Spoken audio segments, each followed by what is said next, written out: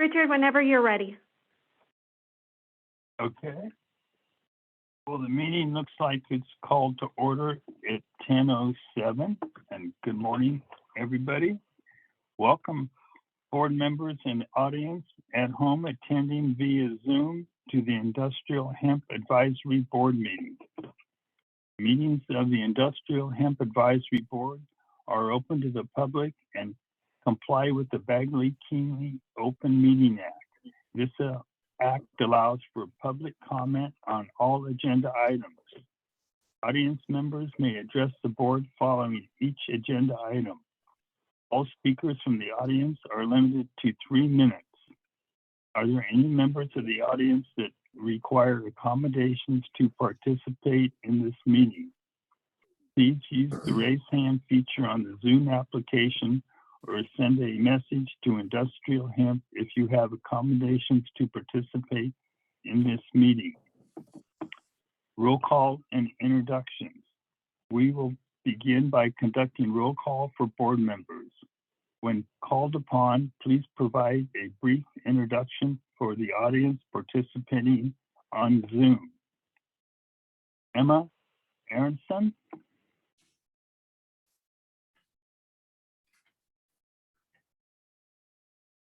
Are you there, Emma? Richard, we don't see Emma logged in. Okay. Justin Eve. I'm here. Good morning, Justin. Lisa Herbert.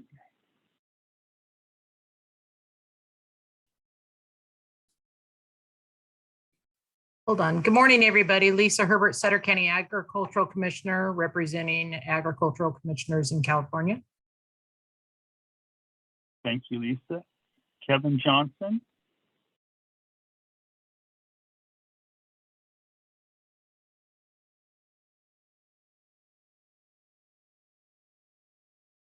Are you here, Kevin?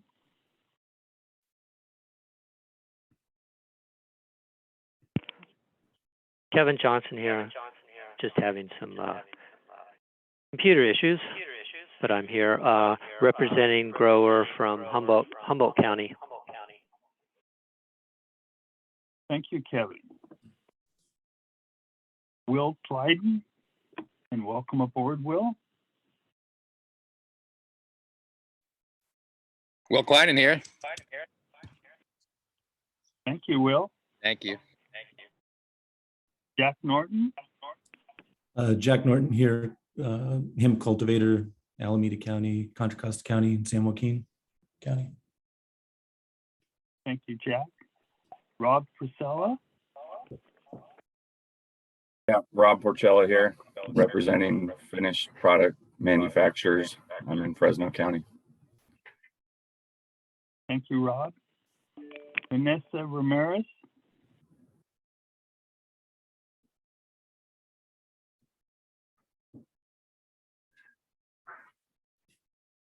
Are you here, Vanessa? Morning. Yes, I am here. I was muted. Vanessa Ramirez, industrial hemp grower in Ventura County. Thank you, Vanessa. Dave Robinson. Richard, Dave has confirmed that he will not be able to join this meeting. Okay. Myself, Richard Soria, a retired horticulture instructor and current pest control advisor. Lucas Wilson.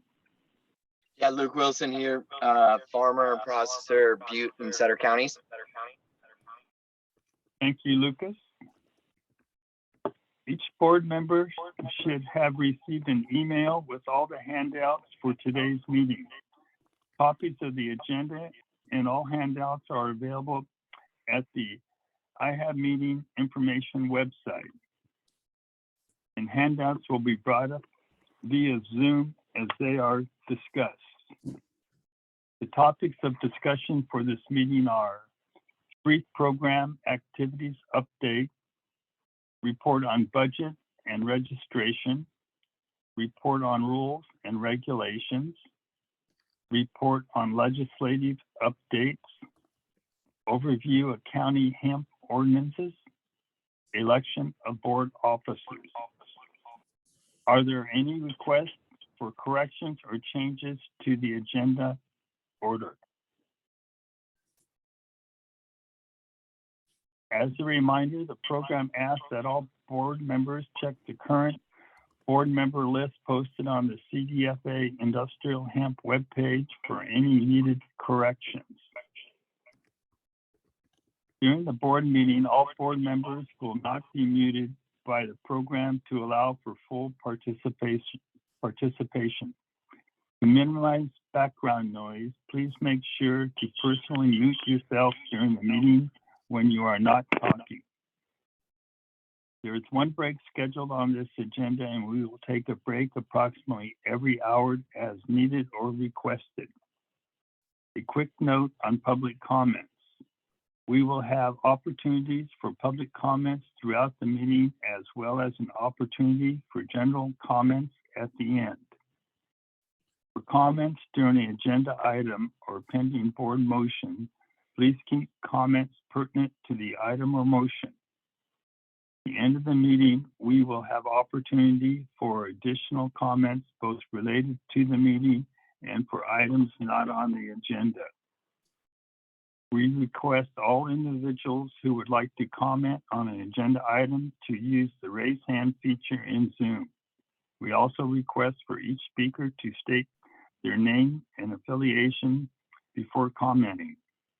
Due to the large number of attendees, we will be limiting all commentators to a maximum of 3 minutes per agenda item, unless there are follow-up questions from the board. We will be timing all commentators and will try to provide warnings prior to the time limit ending. Thank you for your consideration, as well. Try to provide everyone with an opportunity to comment during the proceedings. If you have any questions for CDFA regarding industrial hemp and industrial hemp program, please direct your questions to the CDFA staff. You may contact them by emailing or calling 916-654-0435.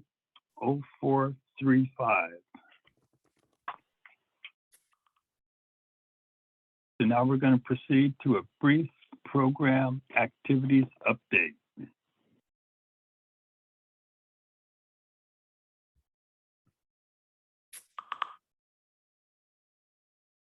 Hello, everyone. This Thank is you, Richard. Yeah, thank you, Richard. Sure. Hi, everyone. This is Lafayette with CDFA's Industrial Hemp Program. I'm an environmental scientist for the program, and I'm here to provide you a brief program activity update. So to start off, as of the current registration as of January 14, 2022, we have 32 counties registered, in which there are 270 registrants. 256 are registered as growers, while 14 are registered as breeders. As for registered sites, we have almost 400 registered sites, with a little bit more over than 6,500 acres registered. Counties with the most registrants is San Bernardino with 61 registrants, and then San Diego with 39 registrants. As for counties with the most registered acres, Fresno has a little bit over 1,300 acres, while San Bernardino has a little bit over 1,000 acres. And as usual, we do have a monthly registration summary available on our public webpage. As for registration summary since the start of our program, so in 2019, we had about a little bit over 667 registrants, with a little bit over 1,400 registered cultivation sites, and then a little bit over 40,000 acres. In 2020, we had 525 registrants with 926 cultivation sites registered, and then 16,900 acres that were registered. As for the last calendar year, it definitely has a decrease, in which we only have 282 registrants with a little bit over 400 registered cultivation sites with a little bit over 6,800 acres. And please note that these numbers is based on when the registration was issued to the applicant. As for our rulemaking update, since our previous board meeting, we did have the adoption of the amendment to the timeframes for the pre-harvest notification, sampling, laboratory notification, and harvest. So that impacts section 4940, 4944, and 4946. And through regular rulemaking, it has been adopted as of December 30th, 2021. Other than that, we haven't had any other changes to our rulemaking. The program is still under development for the registration fee, and we still have the file and print for the board's approval of the amendments to the approved list, the list of approved cultivars, as well as the methodology and procedures to amend the list. As usual, the latest copy of our laws and regulation is available on our webpage, and any kind of proposed regulations for the program is posted on our division's regulation webpage. Thank you, Locke. Yes, and then as for additional program activities, we do plan to advertise for the 2 board vacancies that we have. That is one for a research institution and then one registered grower or cultivator. We are still reviewing and approving testing laboratories. As of January 14th, we have 20 laboratories that have been approved and 8 that are still pending approval. So that has not changed since the last meeting. However, we do have several testing laboratories that are up for renewal. So we are currently working with those laboratories to make sure that they're continuing to have this approval through our program. And then we do have additional rulemaking that is needed for the compliance with the approved state regulatory plan. The state regulatory plan was approved by USDA on January 1st, effective January 1st, 2022. And an update on the state plan status will be provided later in the meeting with another agenda item. And that concludes the presentation. Thank you, Locke. Any further discussion or questions from the board regarding this agenda item?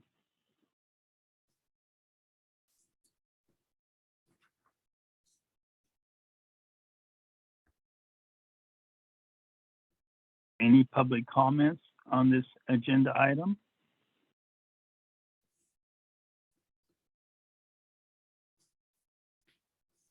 Richard, at this time, I don't see any hand raises or any written comments. Okay, thank you, Locke. Okay, we'll move on to the next item on the agenda, report from Budget and Registration Task Force. Discussion led by the task force members, Rob Ursula and Justin Yee.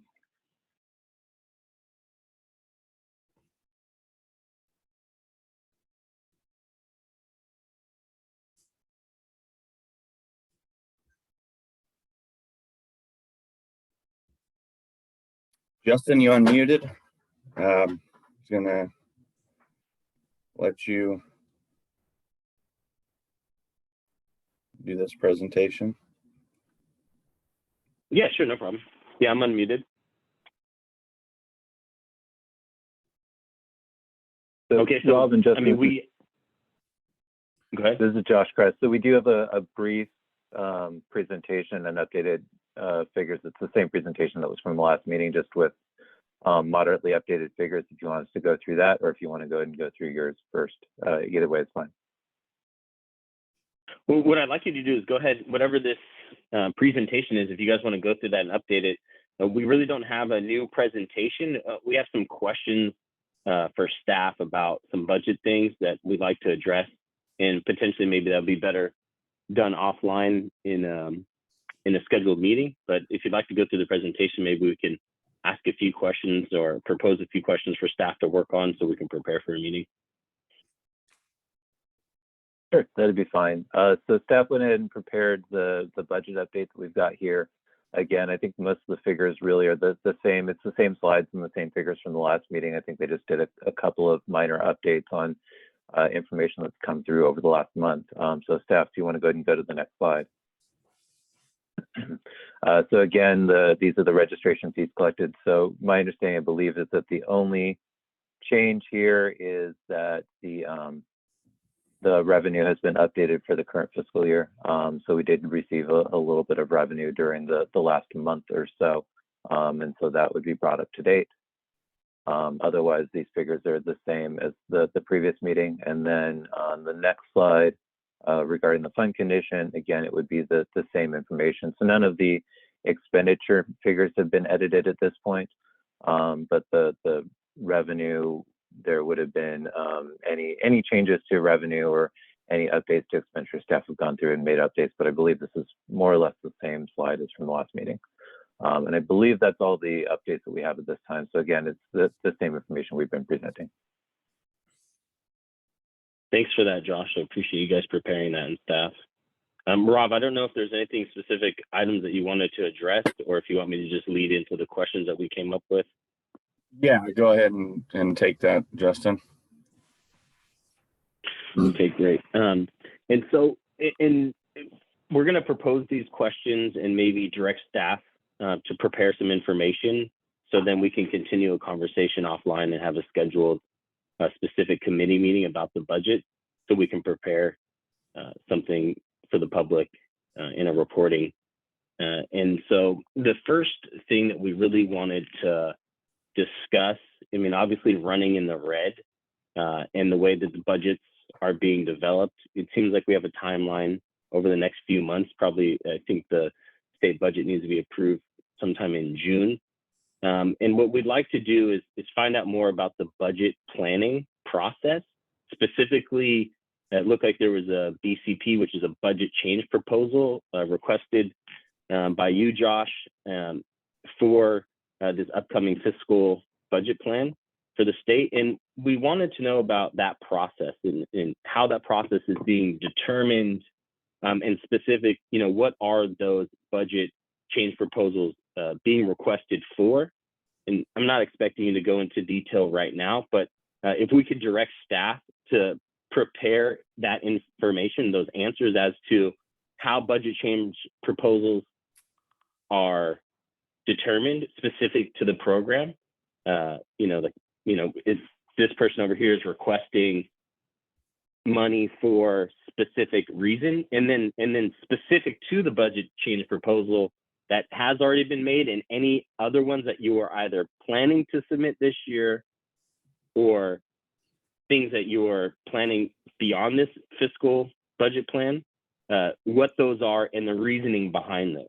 So I don't know if that was clear, Josh or Kapua, if you guys need me to be a little bit more clear on the ask for staff to prepare maybe those answers, or if you want to, discuss that now. But, we're specifically looking at, how the budget is being planned, and why the budget change proposal was requested. And then also, for now, and then ones beyond this budget cycle. Yeah, and I can just keep going and address, if you guys. Yeah. Well, let me go ahead and address the one BCP that you referenced, and that's a good point out, because I was planning on mentioning that as part of this presentation.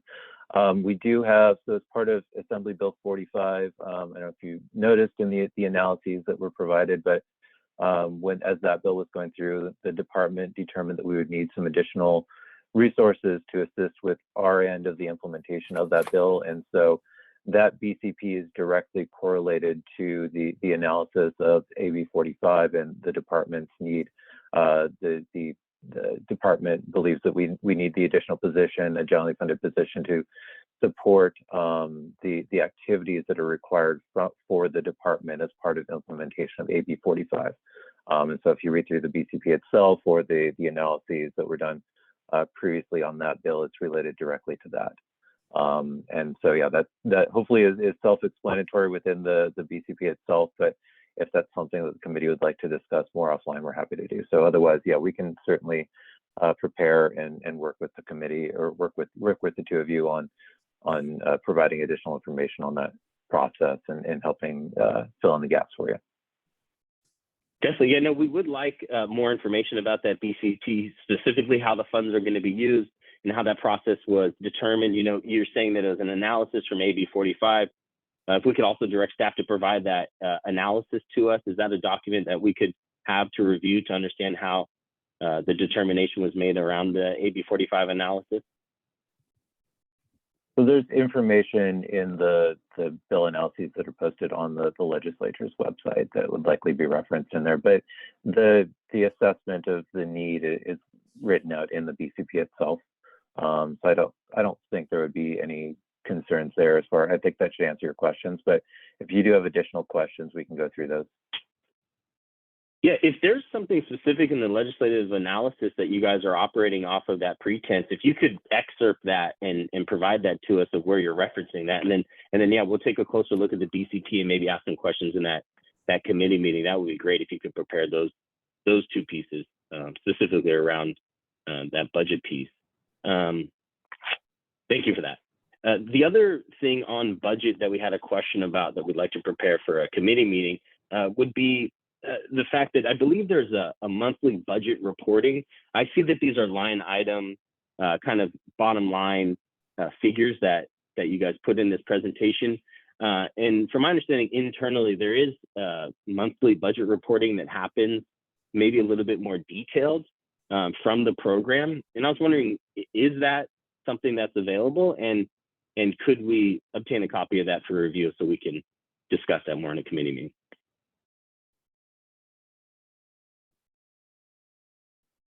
Okay, that's something we can look into with staff and see what we can provide. Definitely, because could you just answer me though that is there a more detailed expenditure list or budget reporting that happens every month internally than this presentation here? So what we present is information pulled from our internal accounting systems. I don't think we can provide direct access to our internal accounting systems, and there's timeframes during which different aspects of that close. So staff would have to clarify, and we would have to look into it a little bit further as far as what can be prepared for you and what kind of detail and what we can provide. So yeah, we'll have to look into that a little bit more because it's not as, yes, there is regular reporting and there are a lot of processes because there are multiple processes we would have to discuss internally and figure out what we could provide and where that information and make sure that it actually is clear and makes sense. And, you know, obviously there's a lot of background accounting stuff that we just want to make sure that the information is clear and correct and clear for you. So we can look into that. Definitely. You know, I want to see how many coffees you guys are drinking from Starbucks. No, just kidding. But that is important to us to find out. We are, you know, I mainly represent the Hemp Farmers Guild, which is the trade association we've been building here in the state to support, you know, hemp farmers specifically, but also handlers and processors, and working with, you know, the other agencies to, you know, roll this program out over the future.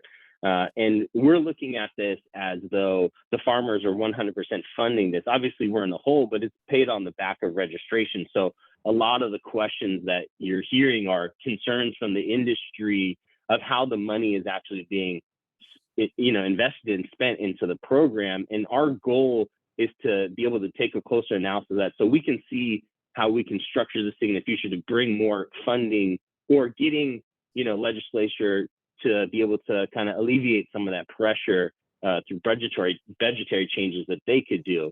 So this information is really important for us to look at the expenditures kind of with a fine tooth comb and see, you know, maybe if there's something we could, you know, support more funding or make a request for more funding if there's a lack thereof. So I really do appreciate you, you know, looking into that information and digging out more of the finite, you know, internal monthly budget details. I do believe, you know, I'm not 100% sure, but, you know, if push came to shove, I'm not sure if that's something we would have to do a information request for to pull those internal documents. But hopefully that's something that, you know, you'll be able to provide so we can get a better look at that so we can see how to better support you guys on the funding side, as I know, you know, it hasn't been as successful as we'd like it to be. Other than that, you know, we do want to look at, you know, the fees, farmer fees, and you know, kind of what the game plan is for how impactful AB 45 is going to be, and how we're going to structure that to get us out of the red, to clean this program up financially.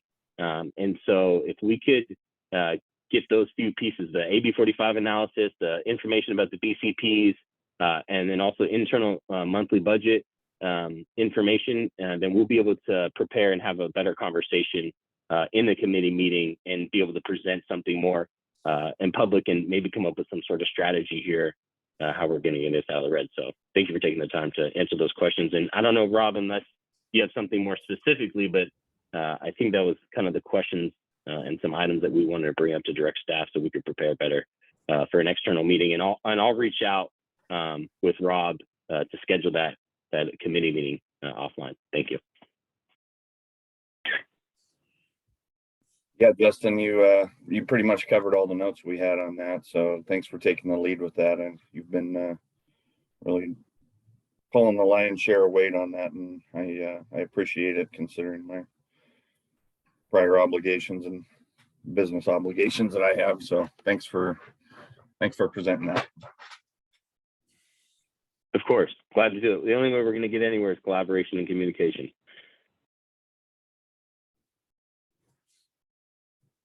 Well, I think that's Rob. it though for us.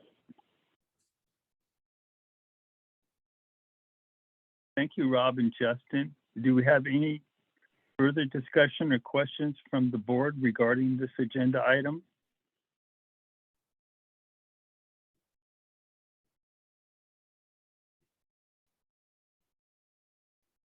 Any public comments on this agenda item?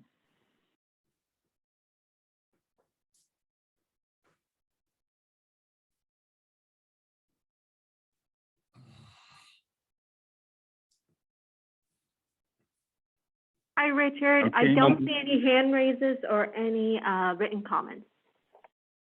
Okay, thank you. Cool. Well, we'll move on to the next agenda item, a report from the Rules and Regulation Task Force. And this is going to be by Rob and Jack. Yeah, thanks, Richard. Appreciate it.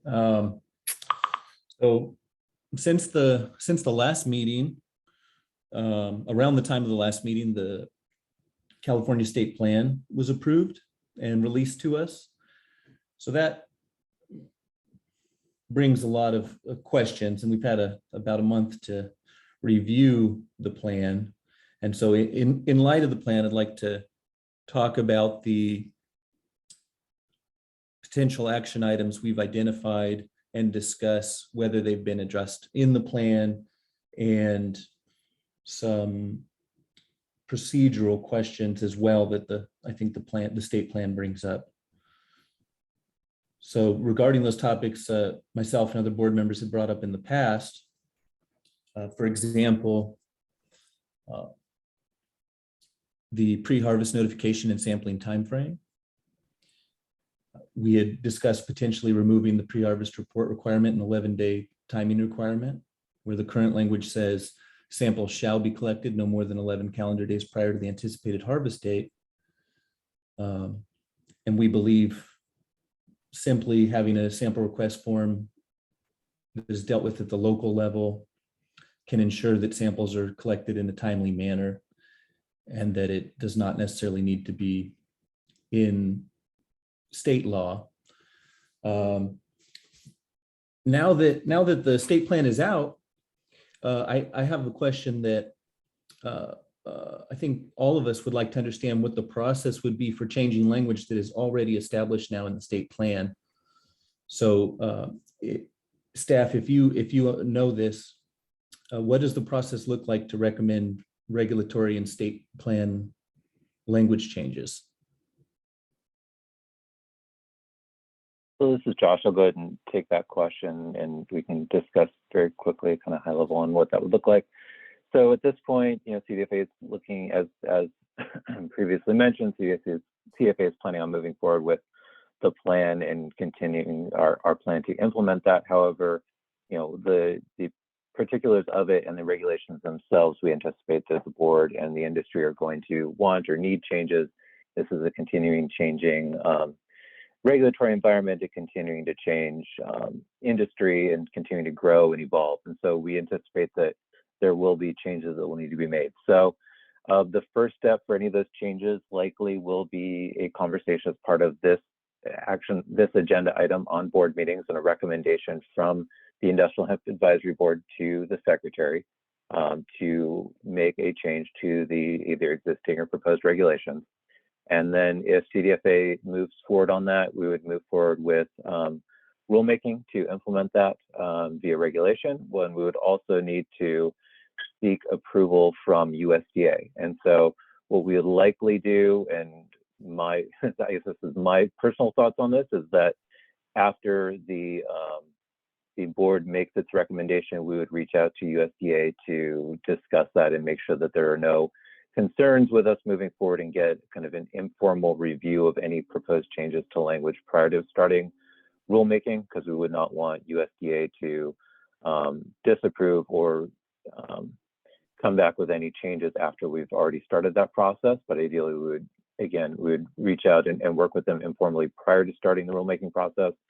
And then we would wait to formally submit the change to USDA for approval until after the rulemaking process, as there could be changes to that language during the rulemaking process based on public comments.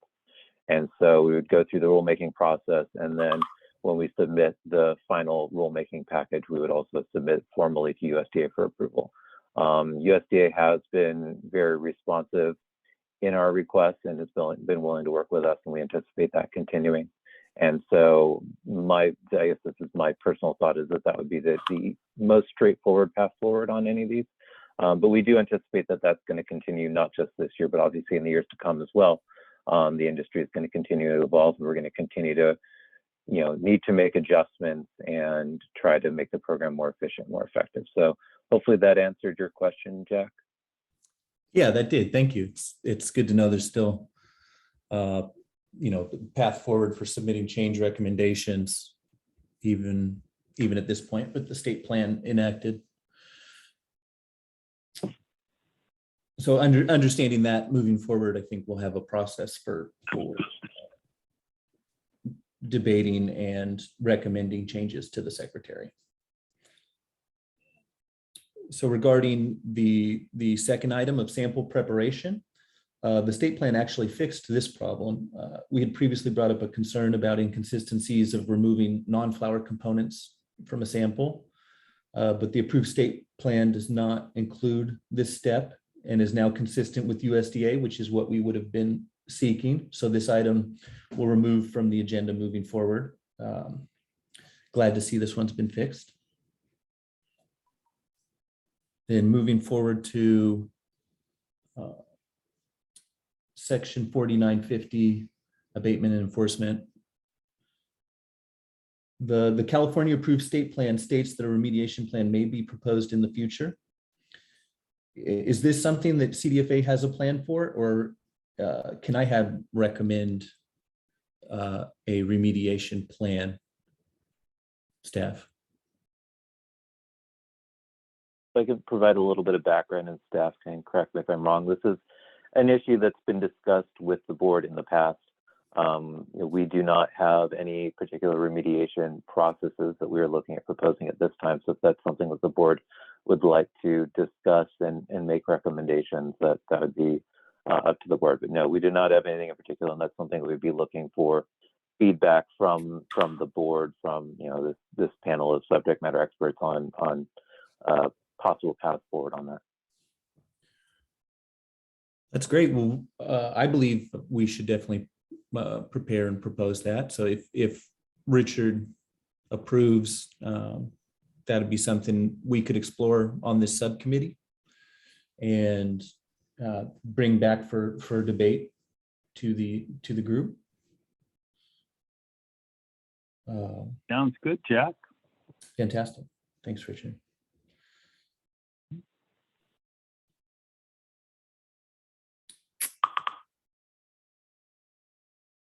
So with some more color on this issue, USDA allows remediation when a crop tests above 0.3% by separating and disposing of the non-compliant parts of the plant.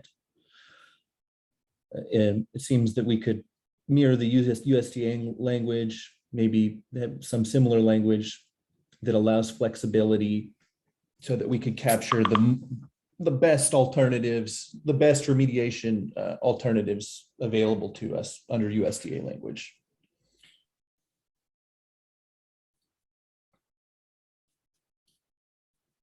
And so I do think it would be a great discussion point to talk about the different ways we could accomplish this. in a way that allows farmers to retain value while still maintaining the spirit of compliance. If this is something that the board or the public has any comments on, I think this would be a great time to hear about it. Richard, could we ask the board and or the public if they have any thoughts or opinions on remediation proposals for this board? Yeah, does any further discussion or questions from the board on remediation? Does anybody have any suggestions? This is Luke Wilson. I'd like to suggest being able to extract the terpenes from the plant material and then dispose of the the spent biomass that would have the cannabinoids, the THC cannabinoids still in it.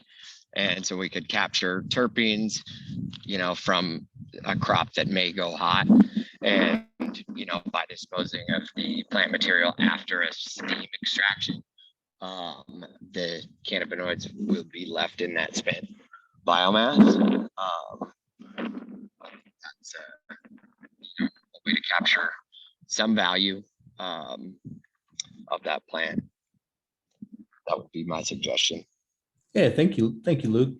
That sounds fantastic. It does sound like it would align with the spirit of the USDA's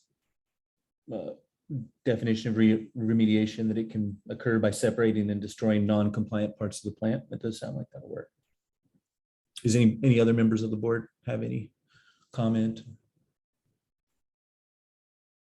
And if Rob Porcello, my only comment would be that we definitely want to continue this discussion forward because complete destruction or disposal in the way that the language is currently reading doesn't present any other options, and that's a total loss for a farmer, which I find completely unacceptable. So if we can add a number of different ways to repurpose that material, we should be exploring all of those options and presenting them. So that's my input. I am curious to hear what Alec Dixon has to say. I saw he raised his hand to speak, and he's from SC Labs. He's had a lot of experience in this industry. So great, thank you, Rob. Thank you. Thank you. Do we have any further discussion or questions from the board regarding this agenda item?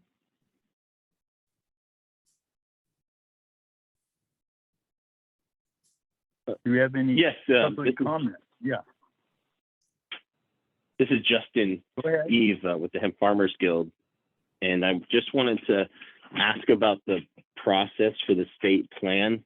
If Jack and Rob were to work on a structured plan specific to the remediation that they were just discussing, they would work that over in a committee, submit that plan internally for approval, or then would it go from their internal plan that they make at the committee, and then would that be presented at the level of the IHAB and then to be voted on? Or Josh, maybe could you explain, I know you said that it's possible to make changes specific to this one item of remediation. Could you explain, Josh, how that process would go so we could propose a change to the state plan? Yeah, so any changes that Jack and Rob come up with that they would like to propose would need to come to the full board for discussion and a vote. And so that would be at a future board meeting. Perhaps the next board meeting, they would come with a recommendation that they would like the board to discuss and vote on. If the board recommends, votes to recommend moving forward, then that would be a recommendation to CDFA, to the secretary, to review and move forward on at that time. And then we would take that and move forward with rulemaking, as well as engaging USDA in seeking approval as part of the state plan. So once a recommendation will be made, the plan is put forth at the board from the committee, then internally at the department, you guys would decide whether or not that's going to work. And then you guys would submit that to OAL for approval once internally it's been decided whether or not that's going to work. Is that correct? Yeah, any action made by the board is a recommendation to the secretary. It's a recommendation to CDFA. And so CDFA would decide whether to move forward and what action to take based off the board's recommendation. When CDFA does that, any of the changes that Jack and Rob are talking about here would be changes to regulation. And so it would go through the public rulemaking process where we would put it out for public comment and go through that full public rulemaking process. And eventually that is overseen by OAL and who would make the final determination as to whether or not CDFA has the authority to make that change. And then simultaneously, we would also be required to get approval from USDA since it would be amending our existing approved state plan. And so we'd need to do both of those processes after board approval and CDFA acceptance of that recommendation. Okay, great. And now if you guys were to accept the changes proposed by the committee to the board, and the board, you know, if you guys accept those changes or don't accept those changes or want something else to be changed within their proposed recommendation, is that a process that would come back then to the committee to have that conversation so they can be a part of that decision-making process, whether or not those recommendations would move forward? Yes, it would come back to the board as far as whether or not the recommendation was moving forward. Okay, great. Thank you for laying that out, Josh. Yeah, no problem. And just for reference, often, you know, when the board might make a recommendation with some specific language, but CDFA may need to make amendments to the language itself just to ensure that there's clarity and consistency, things like that. But, you know, our intent is to take the intent of the board's motion, the actual substance of the board's motion, and if that's acceptable, continue to move forward on that. Great. Yeah, thanks for asking that, Justin. Look forward to coming up with some recommendations that the board can debate and finding something that we can find consensus on in regards to this issue.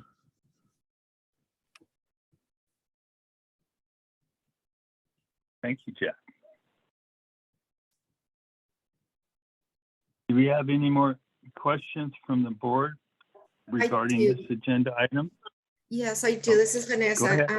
Going back into the remediation, I imagine that we need to create a task force for that because we will need to take in consideration the results, right? The different levels of THC that we went over, or if we go over. So should we create a task force?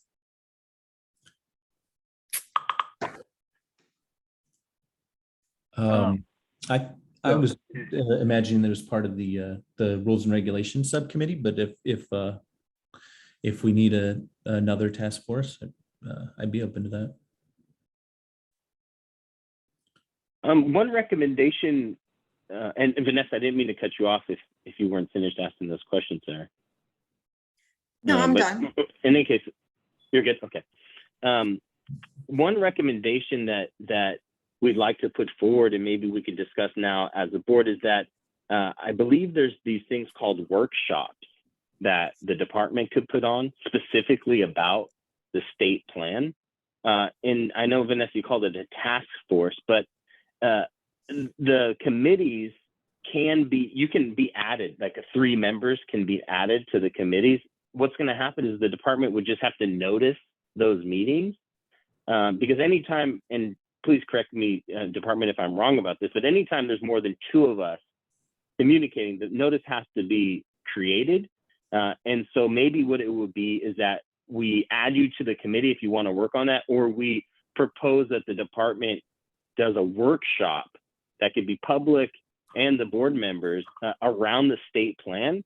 So we could kind of get all those details and understandings and create maybe some sort of overall plan from that workshop that we could work on. And whether or not you'd be added specifically to the committee, I believe that the work that would have to be done in the department is they would have to host this workshop, and then they would also have to notice these external meetings, these committee meetings, if you were to be added or if you were participating outside of more than 2 members in the meeting.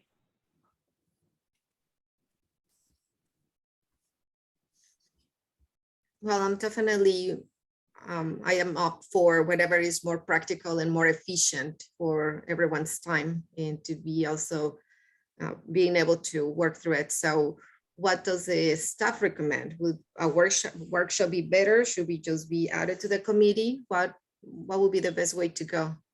Would that be something that Jeff or Locke or Capua can let us know? Mhm. So if the board would like to hold additional public meetings regarding specific topics, we can facilitate that. I will say that it is, as we've discussed, a lot of work for staff. And so I would not anticipate that staff's gonna have a lot of time to prepare and do like large presentations or anything like that. But if the board itself would like, even if it's just the 2 members, if you'd like to do a public meeting and seek public input on any of these topics, you can schedule that and we can work with you on scheduling that. Again, it's just, it does take time. It does require the public notice requirements and things of that nature. So it is time consuming, but it is certainly something we can do. My only recommendation would be to make sure that it's, make sure that you're specific as to what will be talked about, just to make sure that the conversation is directed and is productive.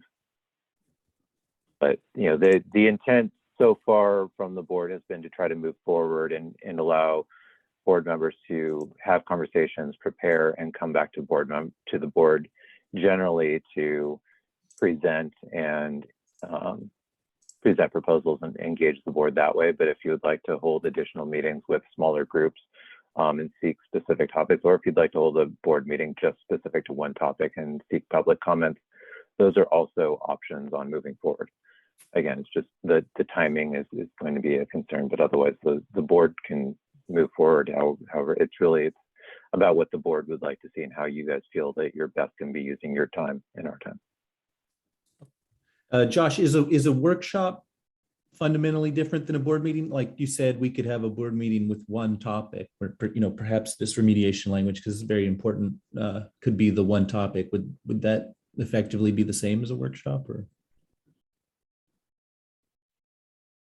I personally haven't held any workshops. I'm not sure exactly what Justin has in mind, but again, if you've got a proposal or something that you'd like to see moving forward, we'll do our best to work with you. And Jack, maybe I can answer that. They are different. A workshop is a meeting hosted by the department where public can be there. We don't need a quorum. We're not voting on anything. We're not making any decisions. It's simply a question answer, information gathering thing. So when Josh was saying, you need to kind of keep it pointed at what we're talking about, well, we can, as the board, request certain items or information to be presented, certain structure within the workshop to be available, so we can kind of work through that.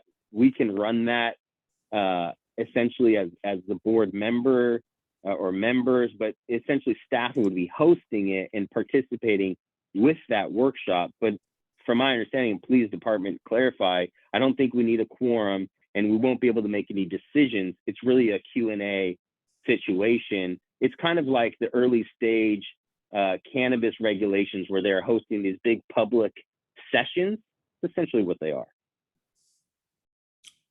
Thank you, Justin. Yeah, you're correct. So yes, we would be able to do that. Again, we would want the board members, if you are looking at hosting, working on something like that, yeah, it would be good for the committee members who are going to be discussing things further, if they would like to hold kind of a scoping meeting, is normally what I would call that.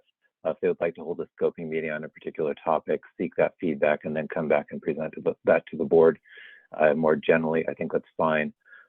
Yes, we do often do scoping meetings regarding specific regulations and things of that nature. And so, yeah, that's normally just the department presenting, here's what we're looking at doing, and seeking public feedback.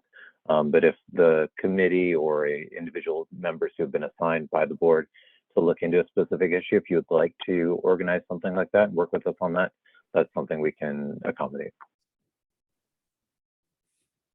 And maybe as well, Jack, we could get, Farm Bureau or other agencies or organizations involved and kind of plan it out a little further out and say, hey, we're going to have this overall state plan conversation, farmers, agencies, whoever, please come, here's the state plan, do your analysis, come with your questions, and let's see if we can work through this type of situation. That sounds fantastic, Justin. I was actually just thinking along those lines, possibly reaching out to the County Association of Ag Commissioners. They've got I think they probably have a lot of questions on the new state plan and could use education so that everybody's on the same page.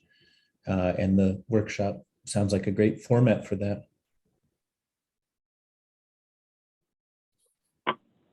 So then from there, Jack, we would just have to kind of plan it and, direct staff on what we need from them.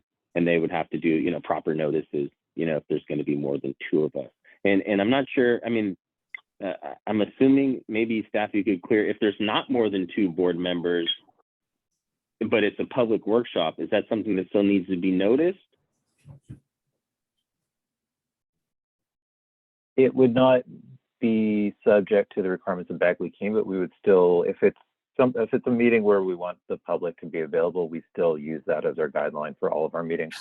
So even if it's not something that's subject to that, that's still the standard that we hold ourselves to, just to ensure that we provide the public with opportunity to participate. And so we would still do that same type of notification.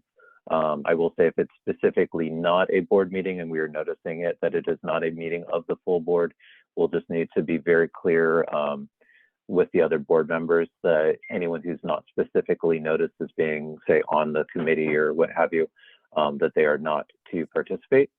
And that's something that we did do early on in this program. We did a task force meeting regarding sampling and testing back in the early days of this board. And so we've done that before. It's just we do need to be clear as far as meeting those requirements. But yes, we would still want to go through the same public notice requirements just to make sure that we are providing adequate notice to ensure proper public participation, just to be consistent. That's kind of the standard that we use across the board, even when Bagley Keene doesn't apply.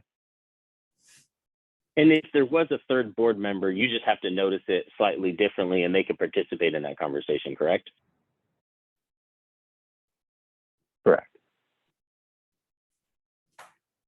Okay, well, it seems like we need to decide how we want to move forward on this remediation issue. There's a lot, it's an issue of great interest. A lot of people sound like they'd like to participate.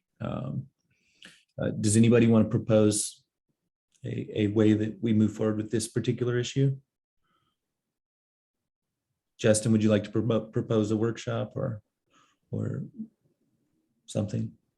Well, what I'd like to do is, I think, in those committees or have further conversation about specifically how that workshop is going to be, what it's going to address, when is it going to be, who do we want to get involved? So I say yes, I do, but at this moment, I just don't think we're prepared enough specifically for a workshop. In remediation, unless we have like some specific language or directive, I think that's other things that maybe we need to work on a little bit more before we direct staff, to do anything other than, give us more information so we can make a better decision and recommendation to the board. Okay, yeah, that makes a lot of sense. Yeah, I would agree with that as well.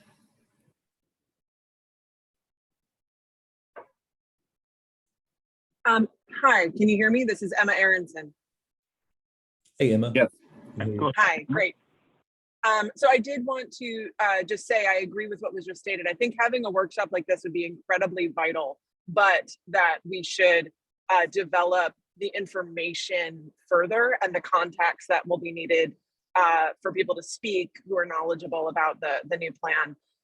And so maybe just sort of going back a moment to the idea of having a task force on this. Yeah, maybe we have a 2-person task force. That's my understanding. Is that's how that works, so that there doesn't need to be additional open meeting requirements when they speak, where 2 people could work and make some progress towards having a workshop in the coming months. But I think it's a great idea. Thank you, Emma. Richard, this is Lisa Herbert. I'd like to say something. Go ahead, Lisa. Yes, so my question is for Josh Kress. What I'm concerned about here, and I agree with everybody if they want to have it workshop or we want to discuss this further, but however, we need regulations in place prior to this growing season. It will take a couple of months to work through the process so that we have regulations in place so that we know what we're doing this year. If we delay at any point, then we are in another situation like we were in previous years where regulations are pending and we're in the middle of grow season. So I just want to add caution to that, and maybe Josh can give us a timeline. I just don't want to stall regulations that need to move forward.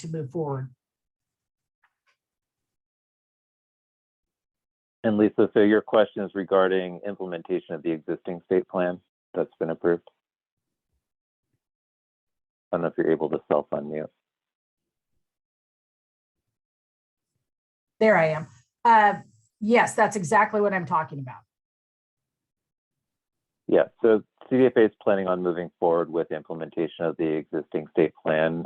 However, again, we don't want to inhibit any additional conversation regarding further changes, just because, as you mentioned, those can certainly take a long time to actually get through the process and get the feedback from industry and things of that nature. So those two can occur simultaneously, but we are still planning on moving forward with the implementation of the existing plan while the board continues to look at and suggest additional changes. Does that answer your question?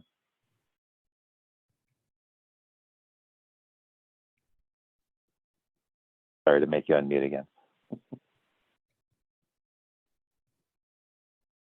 Yes, thank you, Josh. I just want the full board to be aware of the intention so that everybody doesn't have some sort of notion that we're going to stall moving forward while we're having discussion.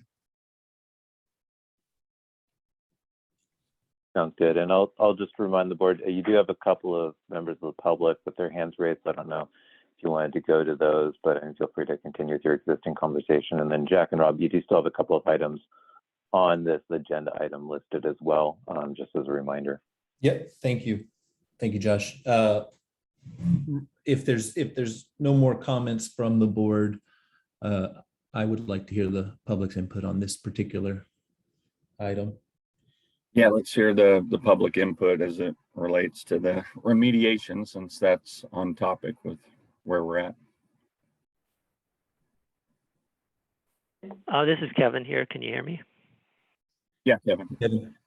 Yes. Oh, good, because I'm having some computer problems and I'm on the phone right now on the landline. So I agree with, are we talking about remediation right now? Is that the subject? Yes. Okay, great. I agree with the USDA plan on their proposed remediation, where you can grind up everything and retest it, as well as I like the idea of saving the terpenes if that's possible also. That's all I had to say about the remediation. I like the USDA's how they approach it. Thank you. Thank you, Kevin. Yeah, thank you, Kevin. So do we have any more public comments on this topic? I have not had public. Richard, we do have some public comments. So we have Wayne Richmond, who raised his hand. Wayne, I've asked you to unmute yourself. If you can go ahead and unmute yourself. Yes. Hi, good morning. Can you hear me? Yes. Okay, terrific. Well, thank you. Well, Jack, thank you for leading this discussion, and Rob Porchella, work that you've done, and Josh, thank you for that, and Vanessa and Lisa, everybody had good comments. California Hemp Association Foundation has been at the forefront of this particular part of the conversation with USDA since 2019. And we're happy to say that the crop remediation and destruction was a major milestone that was also carried through with modifications in Senate Bill 1409, Senate Bill 292 and AB 45. So along with remediation as a physical opportunity to change the nature of the crop, there's also another avenue that was discussed from the very beginning, and that is to ensure that farmers that, with the best of intentions, inadvertently grow a crop that is hot, meaning greater than 0.03% plus margin of error. Margin of error was another piece that we introduced with USDA that was codified in their rules and now is part of our state plan. So what I'd like to offer up is that the other avenue that's available here, and it'll take bringing in several departments, but when there is a hot crop, one of the avenues of remediation anticipated, and why it's not very specific in the USDA plan, is that we could create a special permit, meaning the ag commissioner can determine that it was a good farmer, things went wild, maybe they couldn't get to the lab reports in collection in time, and inadvertently you have a farmer who's pinched financially because he now thinks he has to destroy his crop or invest more money in remediation, when in fact a temporary permit could be issued by the local ag commissioner that would allow this hotter crop to be put into the legal marijuana dispensary market, where it is now allowed to be sold through dispensaries due to AB 45 passing. So that would be the other avenue that I would strongly suggest that we look at. This will help enable success for our farmers statewide. Thank you. Thank you, Wayne. Thank you, Wayne. Do we have any more public comments? Yes, Alec Dixon raised his hand. Alex, I've asked you to unmute yourself. If you can unmute yourself as well on your end. Okay, perfect. Can everybody hear me? Yes. Yeah. All right, wonderful. Thank you. Yeah, thank you for the time. Really appreciate this discourse dialogue. I just kind of wanted to kind of make a couple mentions around the idea and concept of remediation, just kind of from a more systems approach, and understanding that cannabis and hemp are equally the same bioaccumulator or phytoremediator of toxins. And so now that AB 45 is passed and there's going to be this bridge and connection for medicinal cannabinoid, hemp grown medicinal cannabinoids to enter the medicine supply chain of cannabis, I think the conversation needs to become more sophisticated in our approach to how we kind of understand remediation, both from a level of, if we're strictly talking about 0.3%, kind of total THC in that way. I really appreciate what Wayne was saying with the margin of errors, all these considerations, but there's approaches that can be taken to to not have it have to be destroyed and to be able to remediate. And I think there's multiple different approaches there that can maximize the value back to the farmer. But then just kind of talking on the idea of terpene separation and being able to repurpose kind of part of so essentially what I'm getting to is pesticides concentrate and then extract and then follow the terpenes content. So any type of, so if there's going to be a remediation that happens, what might be the unintended consequences if there is significant amount of pesticide on the land where the hemp is grown that are going to super concentrate in the extract, and then furthermore into the terpene fraction that might be entered at some point into be able to recreate a consumer product that's ultimately might be tested and sold through kind of a dispensary or what have you. And so I just wanted to kind of just bring up remediation and this idea that with industrial hemp, there's going to be two separate types of crops of hemp grown. There's going to be actually true industrial hemp for fuel and fiber and seed production, et cetera, et cetera. And then there's going to be type 3 cannabis cultivation, which is what 80+% of kind of hemp that's actually grown are these high resin drug medicine producing cultivars. And so whenever we consider remediation, I think it's a case by case basis based on the potential contaminants or toxins that might be taken up by the plant and the options that are there that we can come up with together to advise the various ways that we can remediate, whether it's a heavy metal in the flower, whether it's a kind of a pesticide, legacy pesticide kind of being pulled up into the flower that can be separated through advanced distillation or filtration, or whether it's something that can be kind of, just remediated and, able to, kind of be remediated without having it converted into another type of product. But just in the concept of remediation, I think it needs to be a case by case basis based on what's trying to be remediated, whether it's potency or contaminants or toxins. So thank you for the time. Thank you.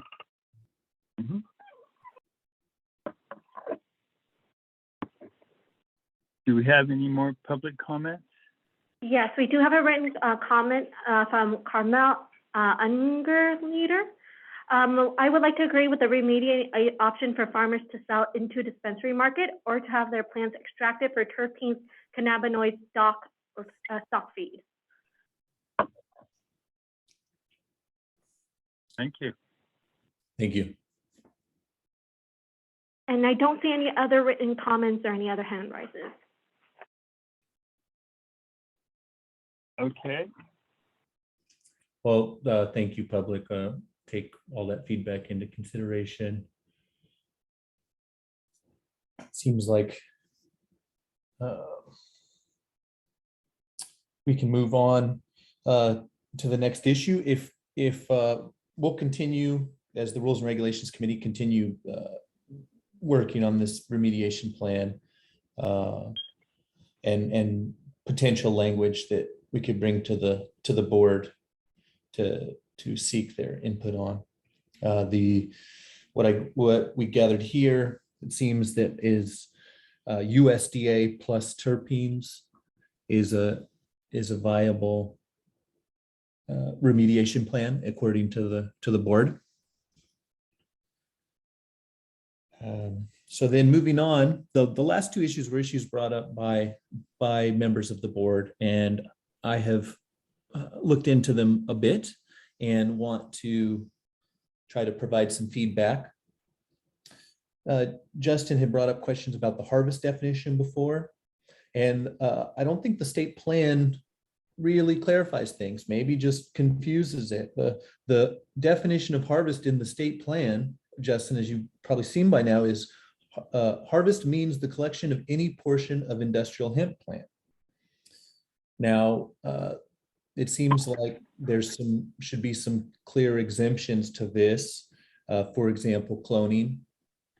Cloning is not considered a harvest traditionally when you're taking cuttings from a mother stock, but that would be a collection of any portion of industrial hemp plant. As Justin's brought up before, male plant culling would also fall under this harvest definition, where it really shouldn't.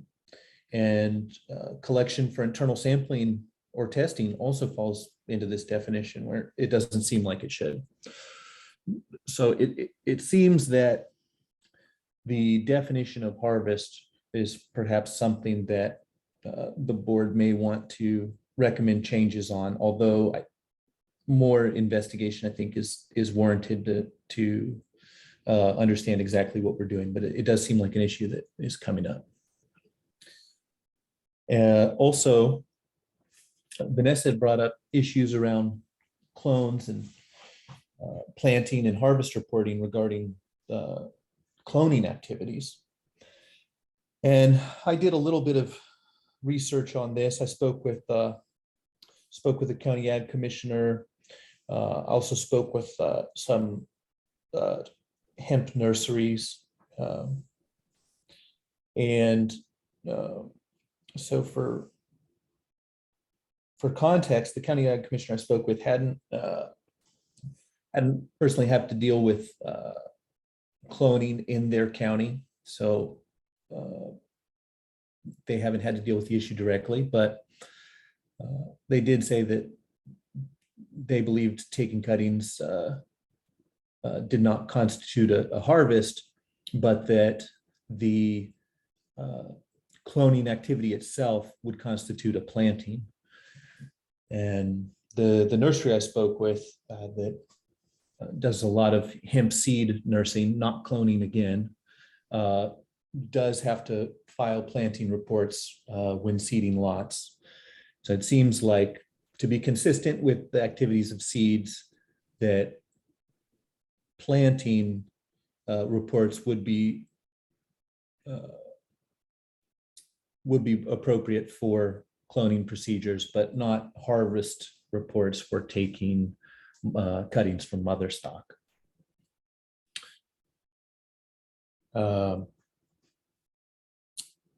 And so that's about it in regards to the issues that have been brought up in the past. And that also was a hybrid of a state plan update. The state plan, there are a lot of changes in there, and I can't have an exhaustive, I don't have an exhaustive description of all the changes that exist, but there were some issues that I wanted to bring up in regards to the new state plan. And this is for staff. The state plan that we were shared had a cover letter that describes what changes were made in order to meet registration and cultivation requirements in Title VII of the Code of Federal Regulations. And this cover letter identifies about 8 different items that were proposed in the state regulatory plan to meet the registration and cultivation requirements in Title VII of the Code of Federal Regulations. Now, before we received the state plan, I'm sure the board remembers, we had requested drafts of the plan, and staff had informed us that drafts were not available, and that only changes being made were to meet requirements in federal law, such as these 8 that are described in the cover letter. Yet, as I go through the state plan itself, it seems there are certainly more than just those 8 changes to the status quo.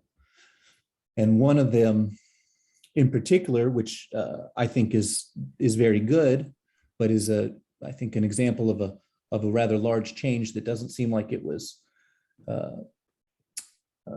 prompted by federal regulation, is Section 4936, the movement of industrial hemp nursery stock.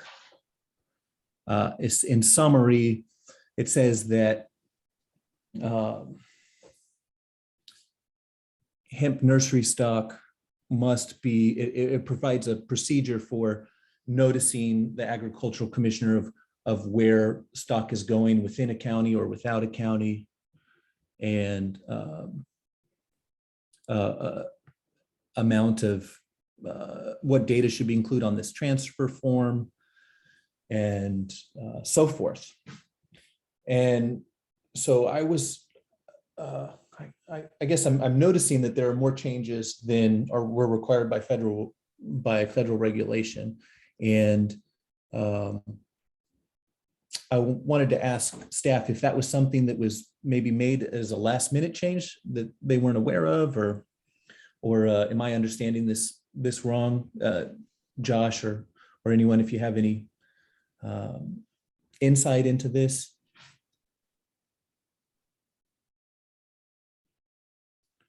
Yeah, so Jack, the changes that were made were to ensure clarity. So there were some other kind of structural changes to move things around, bring things from law into the regulation to make sure that the compiled plan is clear, and that it's clear as far as what requirements are meeting what aspects of the federal rules. And then in addition, things like the one that you mentioned, where we need to ensure that there's proper tracking and record keeping for the movement of hemp materials. And so there were a change made in that. There are also some additional sections at the end regarding the actual corrective action plan implementation, because that rule comes into effect with the approval of the state plan, and making sure that that is clear and consistent across for all counties. And so there are a couple of changes just made to ensure consistency across the board, and that planting materials are properly being tracked as required. Okay, thank you. I was excited to see these nursery requirements, because it seems like this is an issue that was popping up in several counties, and this will play into the overview of county hemp ordinances that we'll do later. But this seems like a regulation that can take place at the state level that may reduce the necessity for local governments to take their own action and create a patchwork of regulation around a problem that is common around the state. So that's it for the this report on the rules and regulations. If I guess we could take board comments on any other issues, any issues pertaining to this entire report, and then public comment.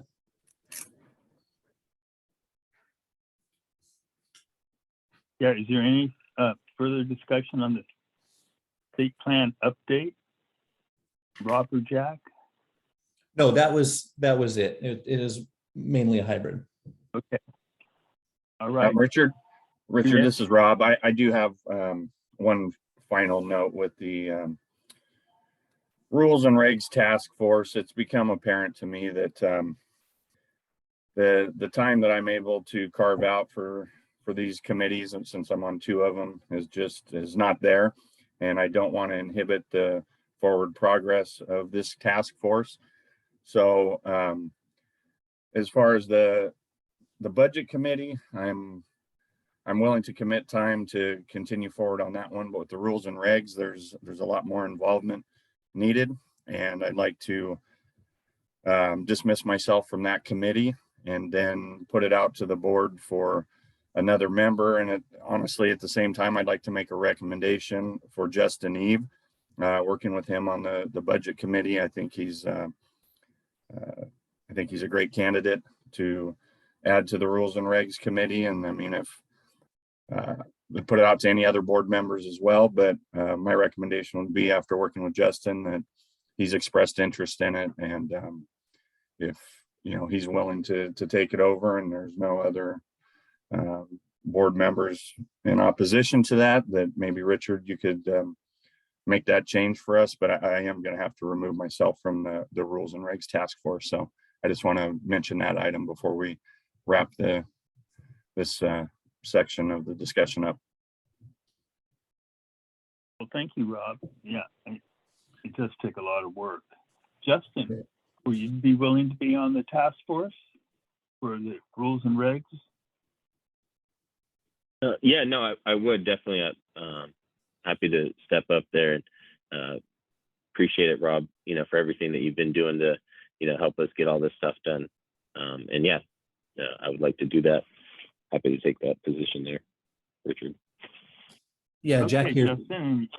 Go ahead, Jack. Richard, I'd like to say, Rob, thanks for getting all this activism on the board started, and look forward to working with Justin if that's the direction that the board and the chair want to go.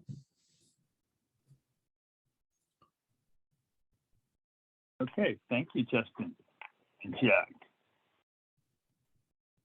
Do we have any further discussion from the board regarding this agenda item or items? Do we have any public comments? We have one written comment, Richard, from Hemp Connors. What code was referenced in regards to the transfer of nursery stock? That was 4936 of the state plan.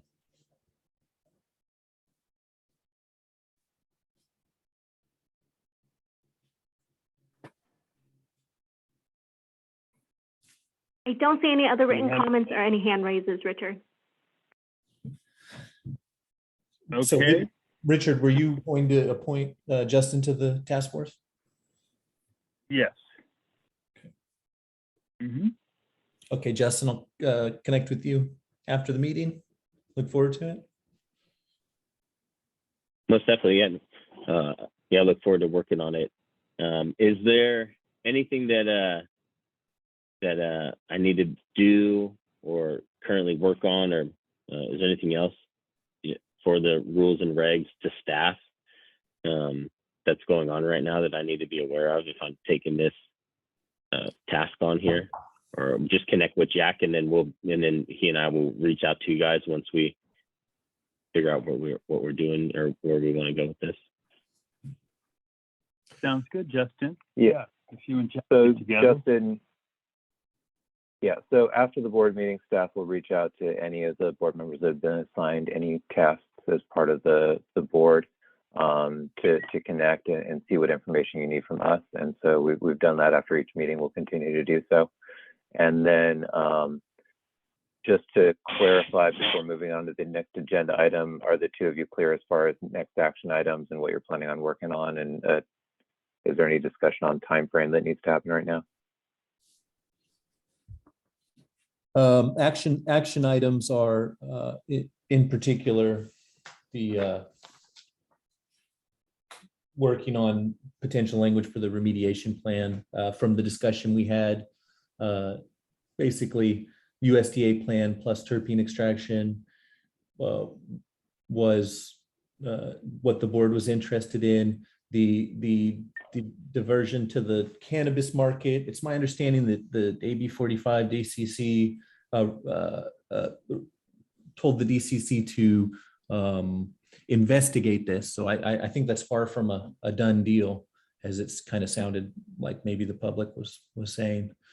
So I don't think we need to have a timeline yet, but we just I'll contact with Justin offline and talk with him to determine the next steps. Hi, this is Kevin. Can you hear me now? Hey, Kevin. Go ahead, Kevin. Oh, great. I've been actually muted all this time, trying to get unmuted. Is there a possibility? I wanted to comment on a couple of the items that was gone over. Is there still that possibility? Sure, go ahead. Okay, so I wanted to just circle back to Jack's first item. The sampling shall be the sampling time frame, and sampling shall be collected no more than 11 calendar days. Can I talk about that one for a second? Is everybody fine with that? Absolutely. Okay. So it is very confusing to the farmer, that section. I had a suggestion. Let's see. For that section is that like just get rid of that whole section, and then let's see, where are my notes now?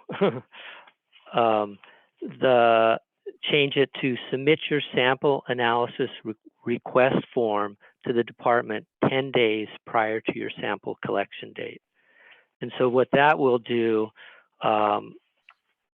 it'll, because it seems like that 11-day calendar thing was set up kind of for the samplers to give them notice, and having it like that gives the counties about 20 days to set up your collection date, sample date. And to make it just really simple for the farmer, you just submit your sample analysis request form to the department 10 days prior to your sample collection date. That way it gives the county ag commissioner 10 days to schedule your appointment. The way it's written is just really confusing. Like this year was the first year they did that, and what we did is we just like, okay, we did our pre-harvest report, and then we counted back 11 days just to kind of make it work. If we just go with the submit your report, your sample analysis report 10 days prior, then that actually gives the farmer about 30 days ahead of time to harvest your crop, to look at where it's at. With the 11 calendar days, you have to take about a 40-day window to look at your crop and where you're going to harvest at. And for the farmer to look at this crop 40 days prior to your harvest is a pretty long time out in determining when to harvest. So a simple way would just to be submit your sample analysis request form 10 days prior to your sample collection date. and then that's all squared off, and then you can sample. So those don't so that your sample analysis request form and your pre-harvest form don't have to go in at the same time. So that would be my suggestion, is just get rid of that section, the 11 calendar days, and replace it with submit your sample analysis request form to the department 10 days prior to your sample collection date. And that gives the Ag Commissioner plenty of time to schedule your sample collection. And then the other, I had a question for staff on the current state regulatory plan on section 4901.3 E and B, where it says industrial hemp produced by registered hemp breeders that enter the stream of commerce shall be sampled in accordance with the sampling procedures outlined. So my question is, because in the first year that we planted 3 years ago, we were developing our own strain, and to be able to sell that cultivar, we also had to take out a breeder's license, a breeder's and a grower's license. So my question to the staff is does this mean in this section that if you just have a breeder's license, you can also sell your biomass or your hemp flower just under a breeder's license, and you don't have to have two different licenses? But that would be a question for staff. Thank you. Good question. Thank you. Yeah, Kevin. that's a good question, Kevin. I don't know that offhand. I don't know if we have staff on the line who can answer that offhand, but that's something we can look into and get back to you if we need to. Okay, great. And those are the only two things. Real quick. Yeah, go ahead. Kevin, I might be able, this is Justin. Yeah. You know, we have a breeder and cultivation permit, and this is something that we've been trying to get to the bottom of how to submit what document and, you know, what on one side or the other. The directive that I've gotten is that if you're breeding, you can have a harvest report done if you wish that the crop is going to enter into the market. So even though you have a breeding permit, you can apply, you know, do the standard harvest report process, and they'll come out and sample that crop. And as long as it meets those standards, then as a breeder, it can enter the marketplace. You know, as far as your specific question, do you need a cultivation permit as well and a breeder? You know, I'm not sure, but I know that that's the directive, at least that we've gotten, specifically to operate, to sell a crop within the breeder permit if we wanted to. So it looks like that section, from reading the state plan, allows you to just have a breeder's license to do everything that you need to do as a breeder, but you can also enter be able to sell your crop, put it in the stream of commerce. Otherwise, maybe, you know, if that's not the case, some language should be in the state plan that doesn't allow that. Because, you know, the first year we were told we had to have both permits to be able to develop our strain as well as sell our cultivar as well, the biomass from it. Hello, this is Vanessa, hemp grower in Ventura County. We have the same process in Ventura County that if you have your breeder's license, as long as you do your harvest report and you comply with the point 3, you're able to harvest and sell it. Okay. Yeah, that's all I have. Thank you, Kevin. The sample request form idea sounds great. Good simplification for the farmer.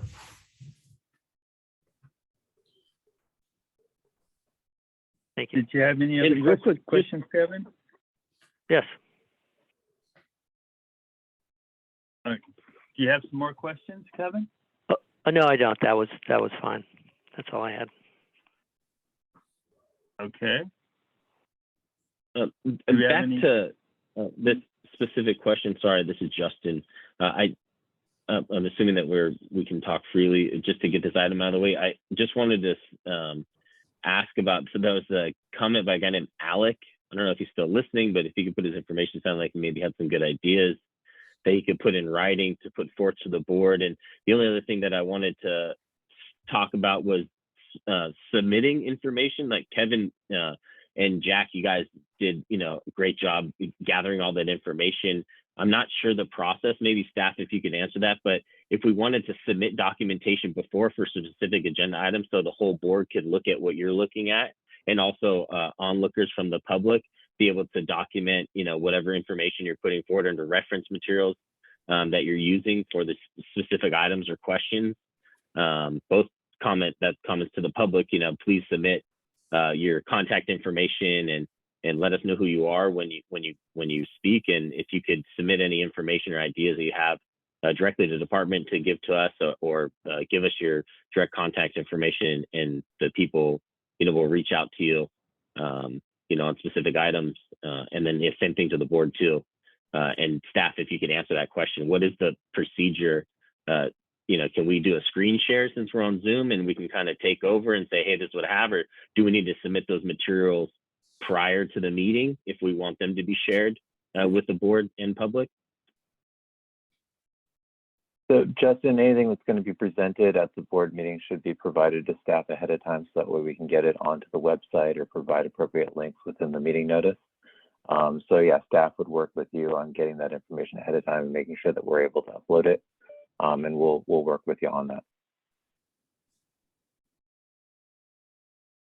So just to be clear, all documentation shared must be submitted to the board prior. Like there's no, any materials we want to present, anything like that, everything has to be submitted. And is there a time frame, day or two, 5 days? I mean, I know it's courteous of, getting you guys information, just to make clear the process. That's something that actually we anticipate there's probably going to be some continued changes on those requirements. As we've been dealing with COVID, there's been lots of issues with, obviously, we're not meeting in person right now, so there's been lots of issues with trying to handle how we're doing meetings nowadays. So ideally, any information that's going to be presented at the board meeting is supposed to we try to post it with the meeting notice 10 days ahead. However, presentations and things like that, we do day up. We want to make sure that we get everything able to be uploaded to the website so that way people have access to it. So those rules do continue to change, and so we'll continue to work with you on exactly what the rules are as we move forward. We're anticipating probably some changes again here this year. Again, we're still working through this kind of new method of doing meetings compared to what we used to do. We used to just print out stuff and have it available when people walked in. So it's continued to change. But yeah, staff will work with you, and we'll provide updates as we move along. Thank you, Josh.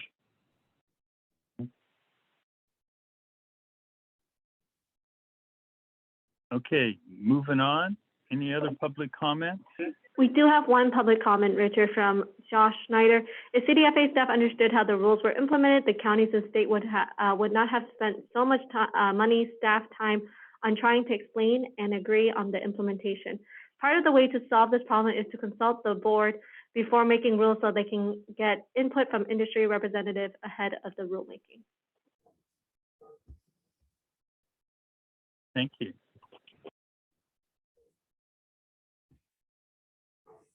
Do we have any other public comment? We don't have any other public comments. Okay. We'll move on to report on legislative updates.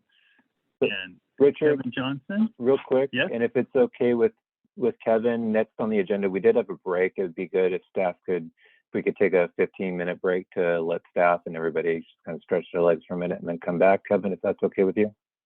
Yeah, that's fine. Sure. No problem. Okay, appreciate it. Yeah. Okay.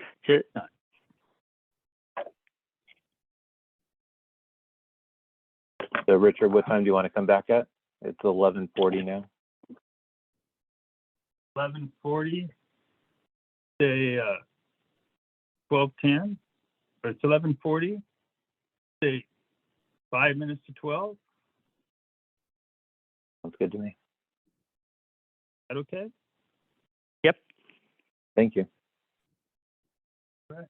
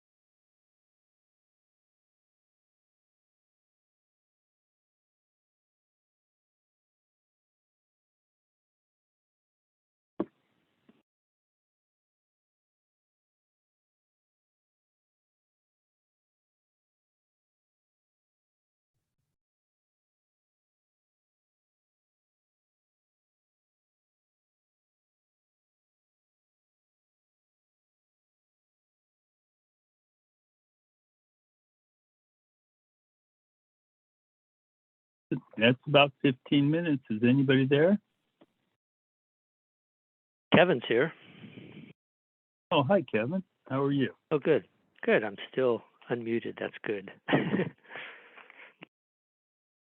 I guess we're just waiting for everybody else.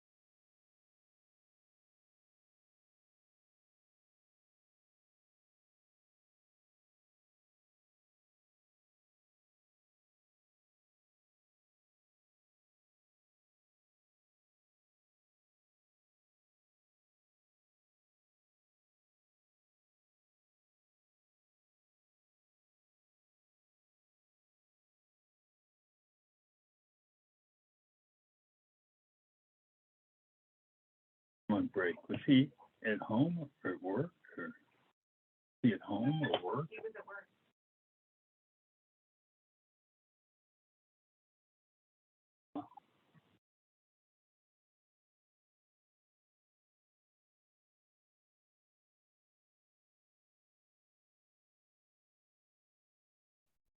Is anybody else back yet?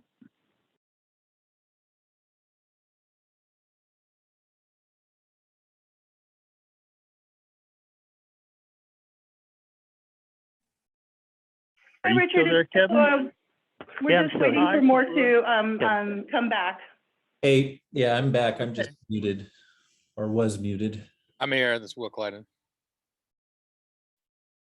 This is Vanessa. I'm back, but muted. I was muted.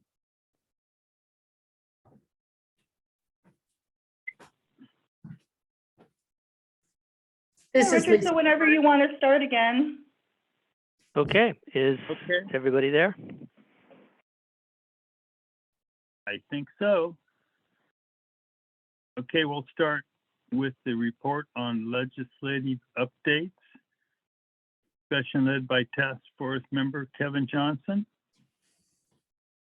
All right. So I'm just going to give a kind of a brief overview of the new industrial products law known as AB 45. And as most of you know, it was signed by the governor in October. And what this law does, it amends the Sherman Food and Drug and Cosmetic Law. So the law allows industrial hemp cannabinoids and extracts in food, beverages, cosmetics, and pet foods now. Previously, CBD was illegal by state law to add to food because it was considered an adulterant if you add it to food or supplements. And now it's regulated under the California Department of Public Health, and it's through the Environmental Health Division. And what the law does, it defines and regulates consumable hemp products, also packaging, manufacturing, and it also requires registration and fees to manufacture hemp products. So it's an actual product that is consumed by consumers. It doesn't regulate hemp seeds or hemp seed oil or fiber. Those are already acceptable products that don't need regulation. And on the retail aspect of it, in its what they call the final form product, which is sold to consumers at retail levels, everything has to be at 0.3% or less THC. And the law is still in its early stages of being implemented. I've outlined a little bit of information and some dates to watch for this year pertaining to the new law. And so right now the CDPH, California Department of Public Health, has a question and answer page up on their website about the new law. This was updated on December 16th, and it's 12 pages long. And if you have the handout there, it shows the website number. I don't know if you want to, the website address, if that's up on the screen or not. They also have CDPH, California Department of Public Health, also has a listserv for any updates about the law, so you can sign up on that too. One of the big dates coming up, well, there's a number of dates, but on July 1st of this year, the department, which is, that's how it reads in the law, the department, which the definition of the department is public health, but also the Department of Cannabis Control, along with public health, is going to send a letter to the governor how to incorporate hemp cannabinoids into manufactured cannabis products and also through dispensaries. So they're going to have a plan to do that. Now the legislature, the California legislature, is going to take that up in next year up to 2024. So that's kind of the time frame of where all that's happening, of whether we can incorporate industrial hemp into the cannabis supply chain. And as you know, a speaker had, an audience member had talked about remediation, possibly running some of that stuff through there. That's a good point, and I'm waiting to hear back from the Department of Cannabis Control, and that's something that I might bring up to them about trying to find out more information, what they're planning on doing with this. The other issue and dates is the sale of inhalable hemp products are prohibited right now in California, and that's until the legislature approves a tax, and that's this year or next year. I've been told that there's about a 50-50 chance that this will be addressed in this May's revised budget proceedings. It's unknown, but somebody that's involved in that said maybe that'll go through there in May's budget proceedings about the tax. You can, and that's for inhalable hemp products. So you can manufacture inhalable hemp products now, and you can in California, and you can sell them only out of the state of California. So you can't sell inhalable hemp products currently in the state of California. A couple other things, CDPH, in terms of their final rules, that it looks like they could take up to about a year to do the final rules. I've been told that there might be a draft on the rules this spring, and supposedly they're working on that. I've also heard that there's, and this is, from people that, are involved in the whole process. There might be a spot bill possibly this spring to clean up some of the language in the law. There's a couple other, last year there was like 4 other bills introduced in the US Congress that also pertain to hemp and CBD, allowing hemp and CBD supplements. That was in the House. In the Senate, there was one allows the use of derived CBD in food and supplements. There was another one, a Food and Safety Act, and then there was another one, a CBD and Marijuana Research Expansion Act, which will expand research to allow on the federal level research with CBD and marijuana. There's a link to AB 45, the text down below. I don't know if I can't see right now if everything's up because I'm just on the phone here, or my computer just crashed right before this meeting, which I apologize for. But anyway, there's a link to bills down below on the sheet that I submitted. and there's a link to the text of AB 45. It's pretty extensive. It's 13 pages long, and it's full of rules and regulations. So this bill is pretty extensive, and you know, just if you open up the bill, just take, you know, give yourself an hour or so or two to read through the rules, because a lot of these things do affect farmers in California in terms of you know, like I know a lot of farmers have pivoted this last year from biomass to trimmed flower, or quote, the smokable flower market. So, you know, this bill has a lot of effect on those operations. And yeah, if there's any comments or questions, I'll try to do my best to answer them. Thank you. Thank you, Kevin. Any further discussion or questions from the board regarding this agenda item?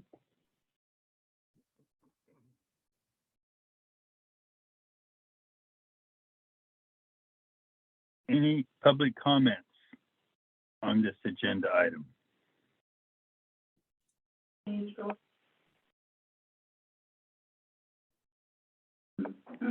we have any hands up? No, we don't have any hand raises. Richard, we did have a comment to just have our document scrolled up. But other than that, we don't have any other public comments. Okay. Well, thank you, Kevin. You were very thorough there. All right, and I'm you know, the whole contacting, trying to get information from legislatures and the departments. You know, it's an ongoing process. Let's just say that. So I will have more information pertaining to this law in upcoming meetings as well. Once I, you know, contact more people and find out more information. Okay, thank you, Kevin. Thank you, Well, Ken. this is Justin. Moving on. No, actually, Richard, if you don't mind, I'd like to discuss this item a little bit more. And Sure. I wanted to thank Kevin for putting in some really great work and keeping track of this stuff. I think it's, you know, like you said, it affects, you know, large aspects of the industry, not just the CBD and the products. But I do believe there will be some weight to the farmers that we're going to carry some burden, not only, you know, carrying the financial burden of the program, but also there is going to be some layers, it seems, within AB 45. You know, we've been doing a lot of research at the Hemp Farmers Guild as to how this is going to affect, you know, everyone in the industry, and some specific things around, you know, pesticide and parity products. That does fall back on the regulators, and I would propose a question to Kevin or to staff. You know, if we were to have a conversation, and I know you guys have analysis around AB 45 as well internally about how this is going to affect farmers and the regulation that's going to be carried out. You know, I know that on the last call there was someone from DPR that was voicing concerns about that. And my question is does there need to be another committee for AB 45, or would working around the implementation of AB 45 and how that affects farmers be done on this committee with Kevin under the, I believe the name of the committee is what is it called here, Kevin? Report on legislative updates. So legislative updates. You know, I'm not sure where that conversation would be about that effect, but you know, I guess that'd be my first question about the item around the implementation of AB 45 and where that's affecting farmers and where we would work on that specifically, how we would work on that in a new committee or under the committee with Kevin on these legislative updates. Well, I caught your. Oh, good, Kevin. Oh, well, so I'm definitely open to exploring everything about this bill under the legislative update committee, I guess. And I'd like to have, you know, hear a little bit from staff what they have been working on, or in any contacts with CDPH or DCC, Department of Cannabis Control, about implementing this bill in terms of how it affects, the program that we have, or that CDFA has going with hemp production. So that would be a question for Josh, like what kind of information that he can share with the board about AB 45 would be helpful. Sure. So regarding AB 45, CDFA's responsibilities regarding AB 45 relate to information sharing and providing reporting information to our partner agencies. And that's where our responsibility lies. So that's what we're making plans for. As far as how to provide input or have conversations with the Department of Public Health regarding their ongoing program development, the Industrial Hemp Advisory Board advises CDFA. It doesn't advise CDPH, so this would not be the Right. venue within which to do that. However, there may be other venues. That's something that we would have to look into further. Yeah, Kevin, I don't know if you've gotten any feedback on your additional discussions as you prepared for this meeting. But I mean, that's something we can certainly use this, and we want to continue to use this as a venue to provide updates to the industry. As you all mentioned, obviously, this is a major concern for growers. It directly impacts your businesses. And so we do want to make sure that you're up to speed on what's going on. However, being able to engage and provide feedback for, I'm not sure exactly what the best venue to do that would be. That's something that we might need to look into further, unless Kevin, if you or anybody else has any comments on that.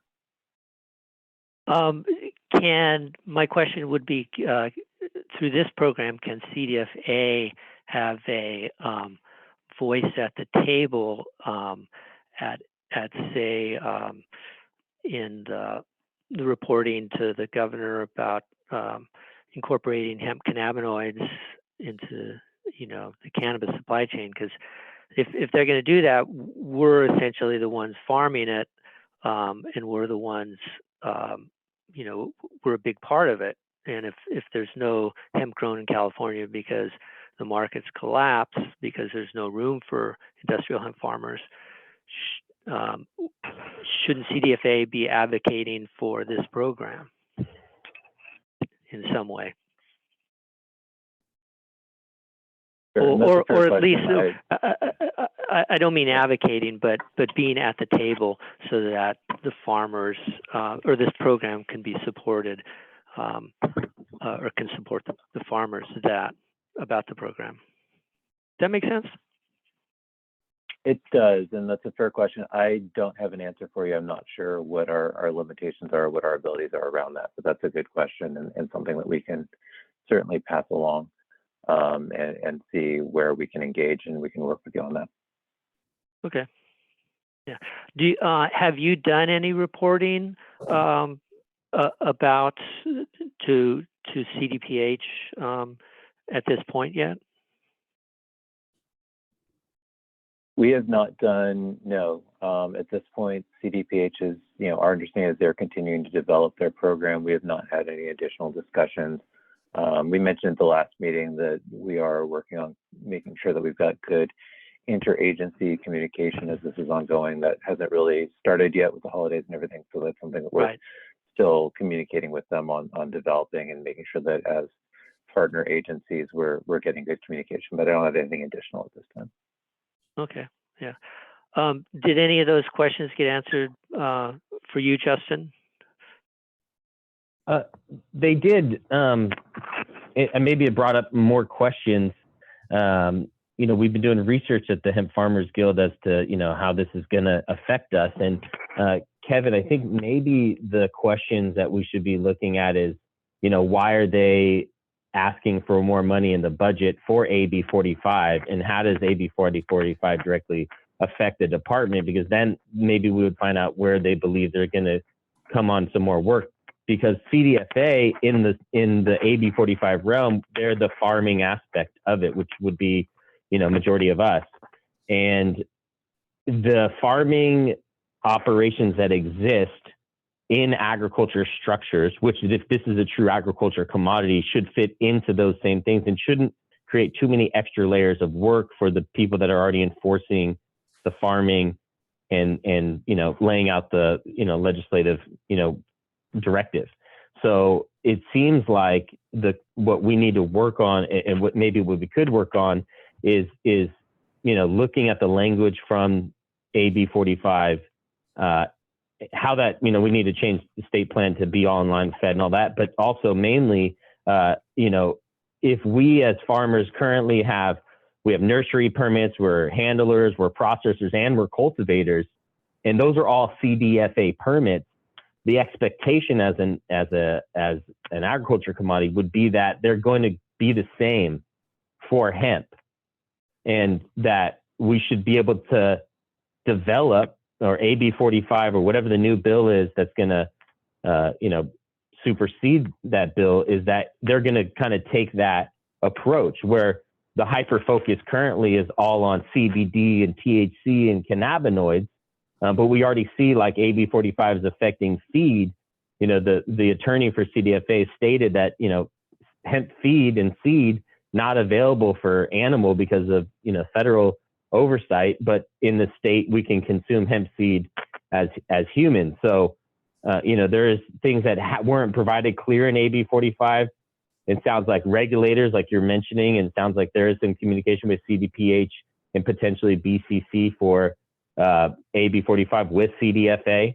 And so it sounds like we as a board need to look at what is a handler, what is a processor, what is a cultivator on the CDFA side, and maybe work with the department so they can get that information to the other agencies. CDPH is going to regulate the products and the retailers, and then BCC, who may or may not take product into the BCC market, how that supply chain is going to work. From our perspective, we're going to treat it like an agriculture commodity, business as usual, plus now I have this hemp permit, and then the same people regulating me for my other permits that I already paid for, they also need to be a paper trail and a supply chain, correspondence throughout with hemp, not creating a whole new thing, but how do we adopt that right all the way through so then they can get efficacious products on the backside? Yeah. So is what you're saying is how can we be a part of that system with, right? Is that correct? How can hemp farmers? What you were asking is program. Yeah. Right. And you were asking, how do we work with CDPH in the implementation of 45? And it seems like we have to work to do the aspects that we already do in farming. And then we need to, if the department's not reaching out for us, then if your committee, is working on that, then you would reach out to CDPH and the other agencies, get a contact, and then create that collaborative, strategy there. Yeah. Yeah. And so, I'm open to, in my contacts with any of these folks gathering information, I'm open to hearing, those suggestions and comments. I think we really need to encourage the farmers and the manufacturers to have a voice, to be involved, make your comments and your voices heard through CDPH or CDFA, whatever we can, because those are the people who are kind of moving the needle. I think anyway, yeah. And one question to staff about the implementation of AB 45 and finding out more about how that affects us. Does there need to be? The first question is Kevin's the legislative? Is that like an official committee? That's my first question about how that and where we would get that work done. Is legislative update an official committee? Right, that was at I believe the last meeting where it was suggested that the board wanted a kind of an official task force or individual to continuously report on legislative updates. And so Kevin was the volunteer and has been assigned to do so. Yeah. And then where do we work with you guys, staff, on AB 45 implementation? Do we reach out to the other departments, CDPH, BCC, DPR, from the board, or would we direct staff? Can you reach out to your contacts there? We'd like to have a conversation about that. How does that work?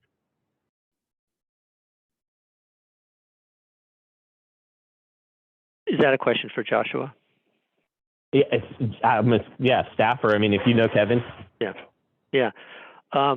Well, I'll answer part of that is get on that listserv that CDPH has, and whenever you get something, and if you can comment back to them, because one of the things they said that they want to work with their stakeholders. Now, at this point, the stakeholders are those who have created this bill essentially, and I think the hemp program should be part of that stakeholder thing, or at least hemp farmers anyway. At this point, I'm on their Agua Curry's mailing list for any updates on their stuff. But as far as your other question, maybe Joshua can answer that. How much CDFA is or is not involved in this process? Yeah, and again, the question was don't just have any. How do we communicate? I'm sorry. I was just Yeah, saying. you're fine. The question really was. Go ahead. So, and again, as far as the board specific, the board is tasked specifically with advising CDFA with regards to the Food and Ag Code, and so the provisions in Division 20 provisions in AB AB 45 are not part of the Food and Ag Code. They're not part of CDFA's program, and so the established mechanisms that we would normally have for the board's conversations with the regulatory agency, they're not defined in the law like they are here for what we use this board for with regards to the cultivation side of things. So I'm not sure exactly what that communication process would look like, and that's something that we would have to look into further. That being said, there's nothing that prevents the industry, as Kevin was mentioning, the industry from reaching out to and commenting and working with CDPH directly. I'm not sure what their plans are as far as stakeholder engagement and what they're planning on working on. We're certainly obviously happy to help in any way that we can and to stay in communication, but we have not started those conversations, so I'm not sure exactly what that's going to look like as they start to implement their program. And next meeting, I will report back on how folks can best participate, because it's an ongoing thing for me, talking to more and more people, so I can do that. At the next Kevin, meeting. one question. Yeah. The one thing that I was asking for is because if that's the committee that you're running there, from my understanding, you can get people that have an interest or can add value added to the committee that aren't on the board. And maybe we need to ask staff how to do that. But if you find someone that has a vested interest in, the success of this program, I do believe that we can get them put on the committee along with you to help kind of do research and things like that. And my question is to staff is that possible? And what's the process? They just have to show up to the meeting and say, and we say, is there anybody in the public that wants to help with this? And they say, and they raise their hand, they say, I want to help, or can we invite people? Like, let's say from CDPH or BCC, can we as the board reach out to them and say, can you come to a meeting and participate as a committee member to help us, report and figure this out? I mean, I'm assuming they have, like public relations type people or someone in the department that would be interested in, communicating with the board as we try to implement the regulation that's been handed out. And so that was the question, staff, is, how do we communicate with them? And is that possible to get someone from the department or outside in the public or another agency to participate in a committee to either report or participate in some of this process. All right, so there's a few questions there. So I'm going to try to hit every one of them, but if I miss any components, let me know. So first off, as far as having an established like committee that's kind of a subgroup of this board, yes, it is possible to assign or to accept volunteers from outside the board to participate. Again, it can require, public meeting notices and things of that nature.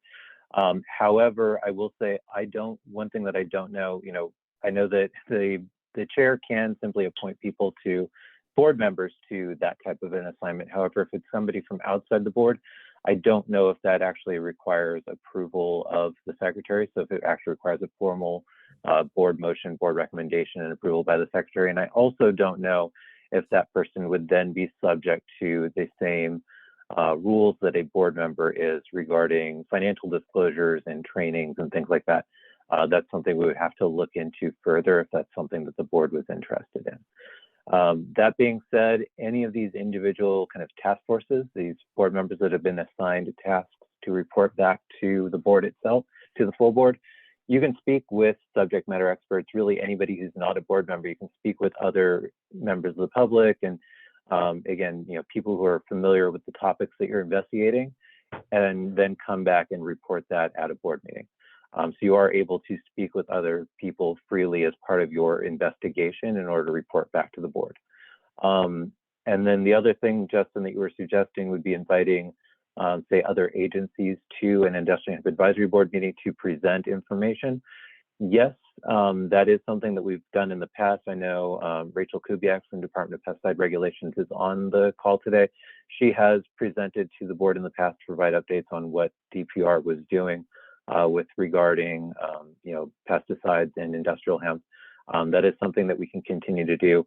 The limitation there is, again, any motions from the board, any actual formal recommendations from the board are going to be somewhat limited because they're limited to, the board is here to advise CDFA regarding Division 24 of the Sweden Act. Those things would be outside of that. So those would be more informational. However, that is something that we have done in the past and can do in the future. And we are happy to invite other agencies or other people to come to the board to provide updates. And again, regarding CDPH and their rollout of their new program under AB 45, again, I don't know exactly what their plan is on stakeholder engagement. And so they may have other things that are ongoing, and certainly we'll try to make sure that that information, work with them to make sure that that information gets out to the board and all interested stakeholders as best as we can. Definitely. Thank you for the clarity there, Josh. And just wanted to make sure that I got that right. So we would directly reach out to the other agencies and invite them, or we would direct staff to do that for us, and then they would figure out that process. Yeah, that would be part of. So that would be part of, on this agenda. At the end, we discuss next meeting agenda items or future meeting agenda items, and that's something we would discuss there if the board would like to see a presentation from an outside agency and would like CDFA to extend that invitation. Understood. And you said that you'd have to find out whether or not we could have outside people from the board be on a committee, like actually working with us. I understand that they, probably wouldn't be able to be part of the actual voting. From what I understand, I don't think they would have to go through that whole process, but how would we find out, or who do we ask about that? I know you said you would have to find out, but I know you have plenty of things to do.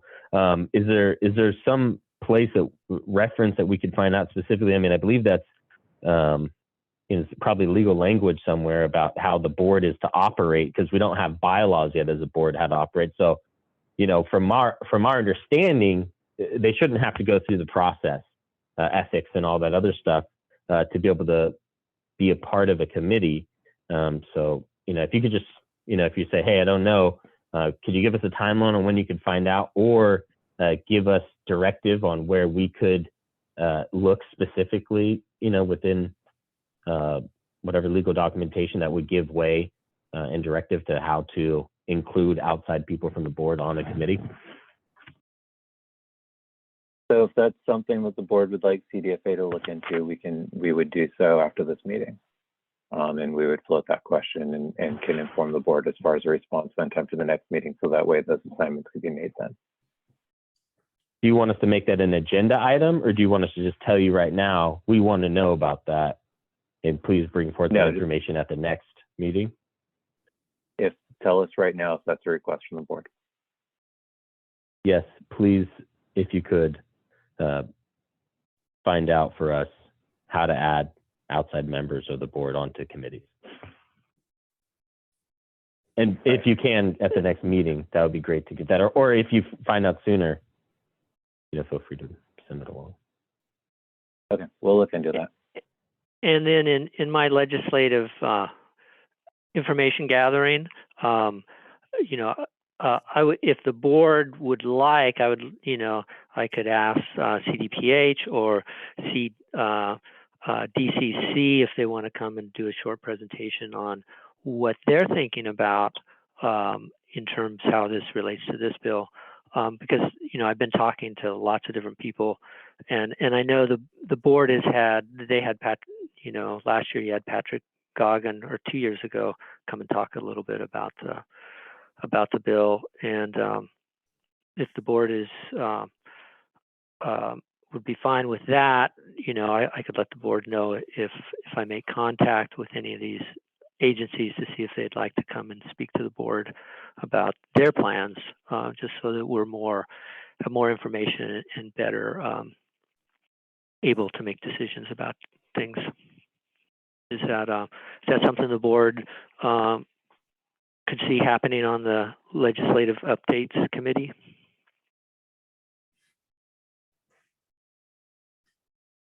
And I guess that's a question for board members, if they want to see speakers from those agencies come and talk about these different bills.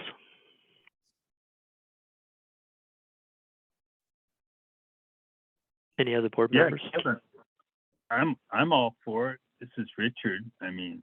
For more information.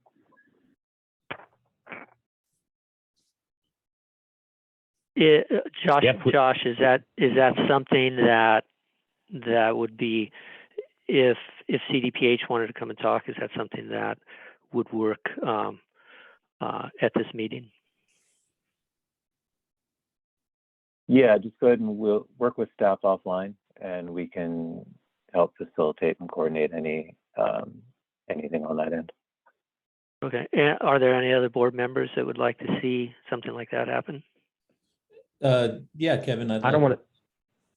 Jack Norton, I'd like to see it.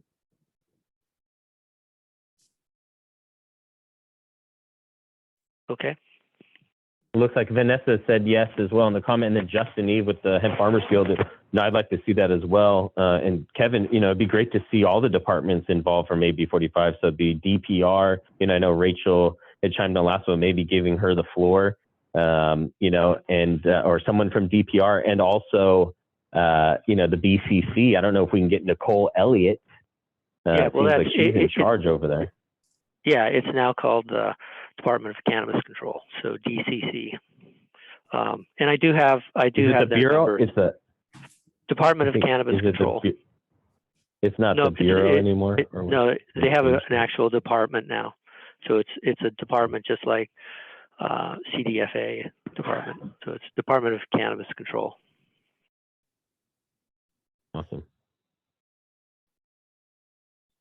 Yeah, I'm all for it. Sounds like everyone else is, Kevin. If we can get all representation from each one of them and then have a contact point there, it seems like that's what really needs to get done. Yeah, and the thing about, I understand what Joshua Kress is saying about that CDFA just regulates the growing of industrial hemp, but there is a section in our state regulatory plan where it states that that we can sell our product, our hemp flower or hemp biomass, just so as long as we provide our recent COA for our harvest report. that it passes our pre-harvest report. So there's some vagueness in that. So does that mean, like my point is, where does that start crossing the line into Department of Public Health compliance program, where, okay, a farmer can sell their trim flower to a wholesaler? Okay, a farmer, does that mean a farmer can sell their trim flower to a consumer off the farm?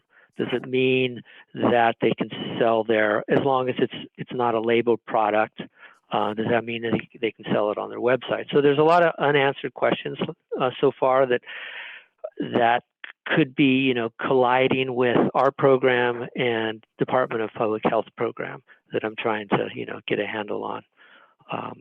And I don't know, maybe, you know, maybe Josh has some insight on that, because, you know, in the past you said, you know, CDFA just regulates the growing of industrial hemp, but it also, you know, there's a section in our plan that says, you know, as long as we provide a pre-harvest report and that it passes as California industrial hemp, we're able to sell it as long as we provide the buyer with the pre-harvest report. And I guess Kevin, maybe. That's a question for Joshua in terms of, you know, where that starts to overlap with CDPH.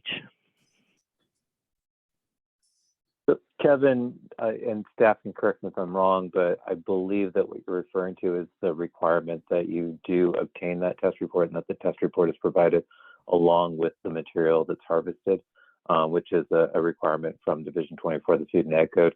It does not supersede any additional requirements that may apply. So there may be additional requirements that apply. That's simply a requirement to comply with Division 24 with the industrial hemp law in California. However, you know, there may be additional laws that would apply. So I can't really speak to what those other rules or regulations might be and how that would impact, or, you know, any gaps in AB 45 that may need to be addressed. I can't address those. Okay, yeah. If people are unfamiliar with that section, I'd like to read it just so that, you know, for a little more education. It's in actually section 4946, number 5, registrant shall provide an original copy of the passing test report to any person transporting, purchasing, or obtaining the industrial hemp. So that was just the thing I was referring to. Yeah, so and I guess I'm pretty much done with the legislative update. If anybody else has anything to say, please comment in. Any further discussion or questions from the board regarding this agenda item?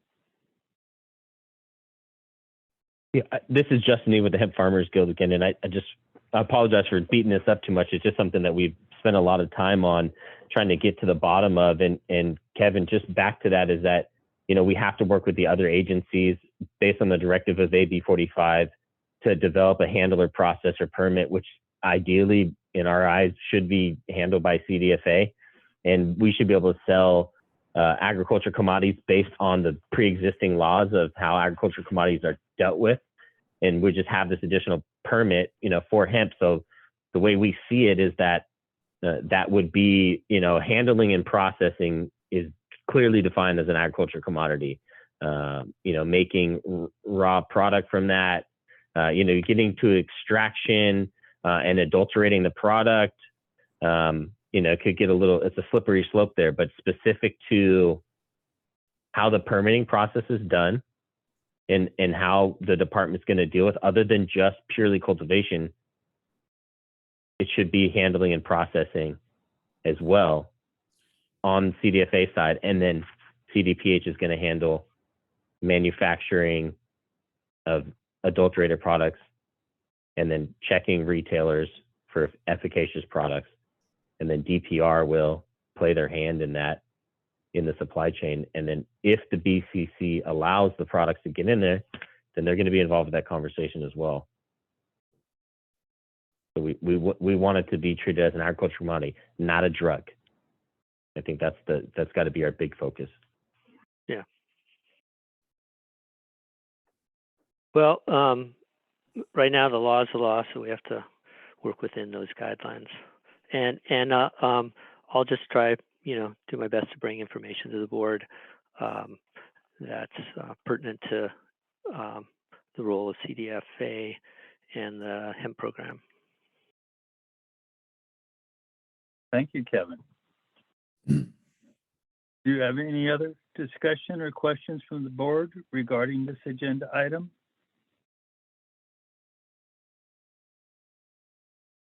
Any public comments on this agenda item? Yes, we do, Richard. So from Nathan Mason with Coy CBD, with the possibility of incorporation of hemp cannabinoids into cannabis supply chain, would the hemp industry have to incorporate metric track and trace system into their operation? Can I answer that one? Sure.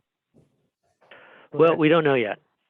We don't know yet. It depends on what the July 1st letter to the governor is about with the CDPH and Department of Cannabis Control. We just don't know. Okay. Do we have any other public comments on this agenda item? Yes, from Alec Dixon, a working group should be established to more regularly meet to discuss implementation. This committee being discussed is very important. And Wayne Richmond from California Hemp Association agrees with this comment.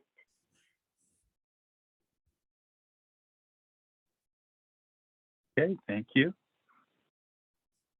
Yes, and then Alex also kind of to follow up on the cannabinoids into the dispensaries.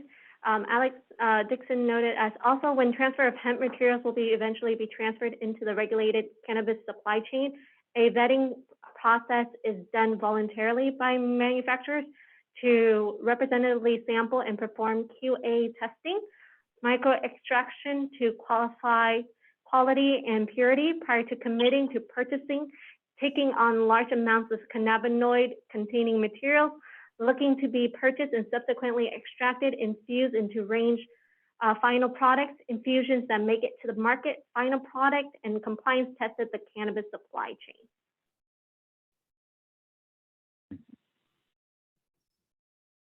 So that is all of the public comments we have. Okay. Very good report, Kevin. Okay, moving on. Overview of county hemp ordinances. Okay. Led by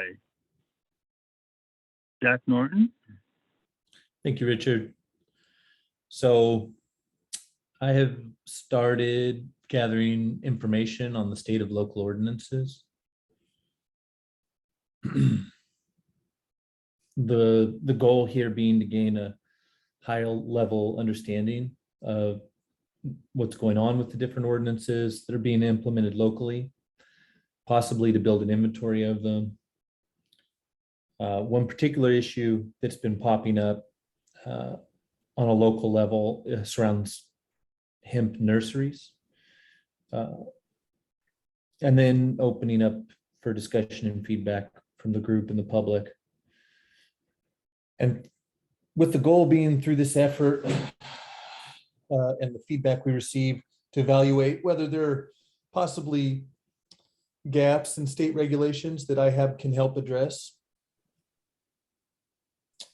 For a little background, local counties have the ability to establish their own local rules on hemp production. They can issue local ordinances that include rules around zoning issues, application and permitting requirements, and other specific limitations and requirements.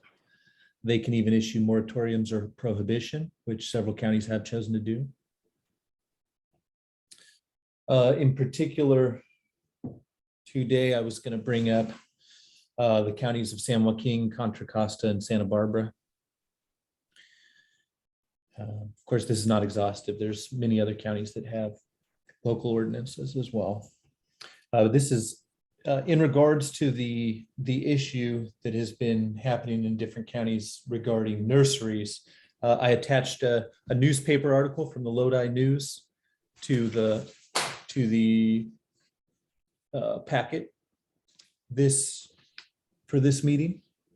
Hopefully you all have had a chance to read it. It's pretty short, but it describes operators with hemp license, hemp registrations operating what ostensibly looks like it could be a nursery, but seemingly growing marijuana plants that are then sold to small marijuana operators, not inside the licensed market. So they end up, these ostensible hemp nurseries end up as erstwhile cannabis nurseries for the unlicensed market. And this problem's happened in Contra Costa a couple years ago.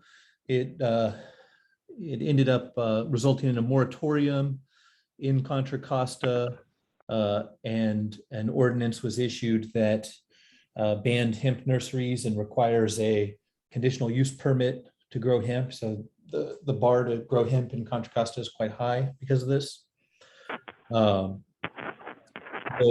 The article from San Joaquin is from December. So currently, I believe there's an emergency moratorium where already registered hemp operators are allowed to continue operating, but nobody is allowed to apply for new applications. Some of the things that stood out to me in the article was that and of course, the only source of information I have for the San Joaquin incident is this article, but that the height of some of the nurse plants was as much as 36 inches, 3 feet tall. And these mature plants apparently failed testing for THC levels. It strikes me as odd that the plants would be 36 inches tall. I personally farm using a nursery for nursing my seed. I purchase seed from seed providers, and then enter into a contract with a nursery. It's a vegetable nursery. You know, they grow starts for tomatoes and all kinds of vegetables, but they also will also have a hemp business there, hemp nursery business. And so I would buy these seeds from them, or buy these seeds from a seed provider and enter into a contract with the nursery to rear those seeds and give them to me in a manner amenable to planting them with a industrial planter. And a 36-inch plant would never work in that circumstance. The automated machinery that does the planting, in my case, it couldn't accommodate a 36-inch plant. It would be hard to make it. It's hard to make it accommodate a 12, much taller than a 12-inch plant. But tying back into the state plan, the new requirements in section 4936 for nurseries hopefully will address some of these issues. I've spoken with ag commissioners about these illegal marijuana grow / hemp nurseries, and they've felt like they didn't have many options for controlling them, but that this new language in the state plan may be very helpful, being that it requires notice on where hemp plants are going and to what licenses they're going to.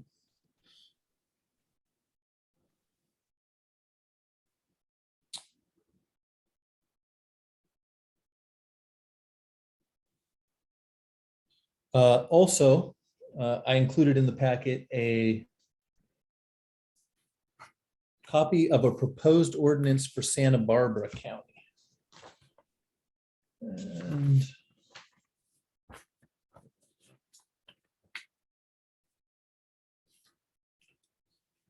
as I understand, Santa Barbara's had possibly hemp growing for research purposes. And they have a rather large legal high THC cannabis industry as well. So there may be some, it's clear there may be some special issues that Santa Barbara would want to address to help to ensure both hemp and cannabis or high THC cannabis could thrive inside their county. I've gotten to go over the ordinance some, and some things in particular stood out to me as concerning that as a board we should probably be aware of. One is that Santa Barbara is seeking to define a male industrial hemp plant as a hemp plant that has male staminate flowers or is otherwise capable of producing pollen. And I see the potential for some concern in this, in that hemp, as farmers know, can be dioecious or monoecious, and somewhere in between as well, to where an otherwise female hemp plant may have a small amount of hemp, a small amount of male flowers, but not truly be a male hemp plant. But that would, under this definition, those plants as well would qualify as males, and it can be extremely hard to find a female hemp plant with a small amount of hermaphrodite flowers on it. Yet this ordinance would require the destruction of those plants, even though they're not true male plants. Another rather large issue for concern is the requirement of a bond in the amount of $2,800 per acre, which is will be a big burden on a hemp farmer. That's as much as it costs to grow CBD hemp, buying the seeds and everything. I mean, it's getting up there.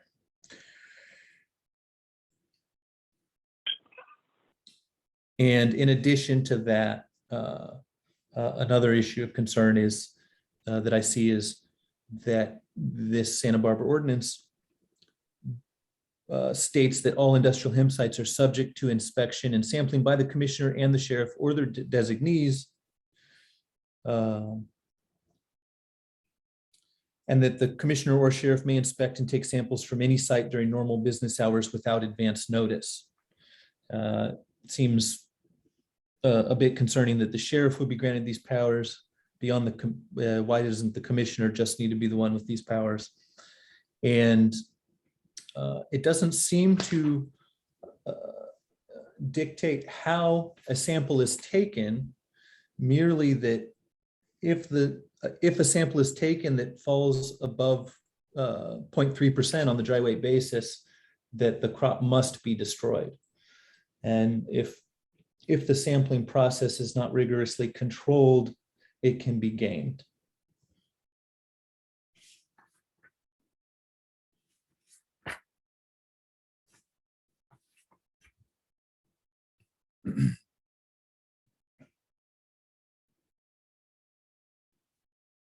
So moving forward, I will continue working on this information gathering effort, but at this time would welcome any input from the board members or the public on this issue.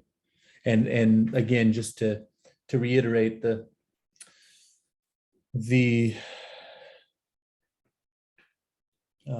this effort, hopefully we can evaluate where there are potential gaps in state regulation that IHAB can help address, reducing the need for a patchwork of local regulation.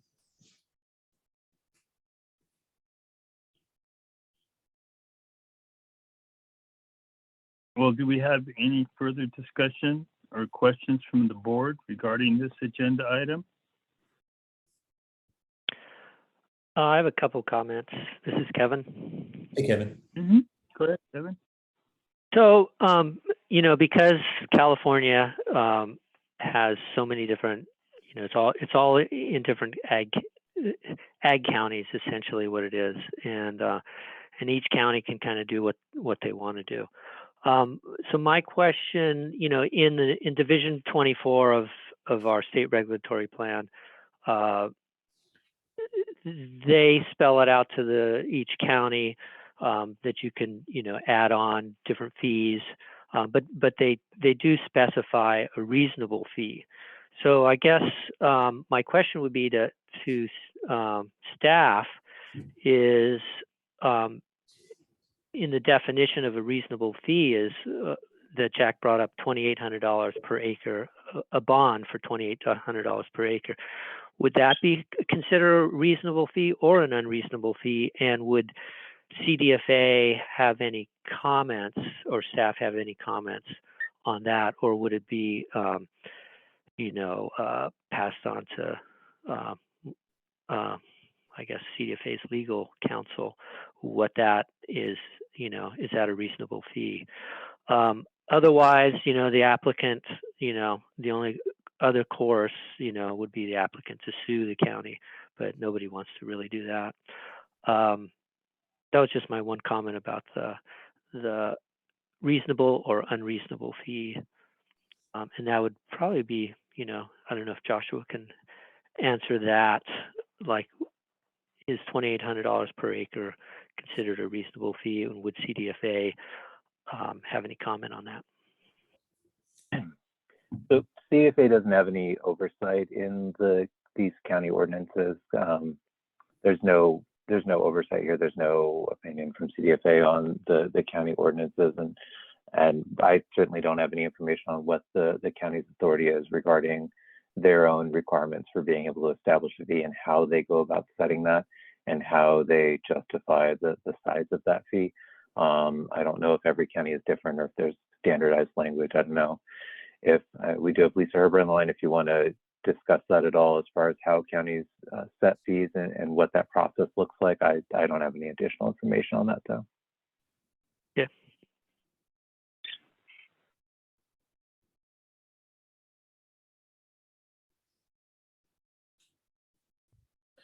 Yeah, thanks for the comment, Kevin.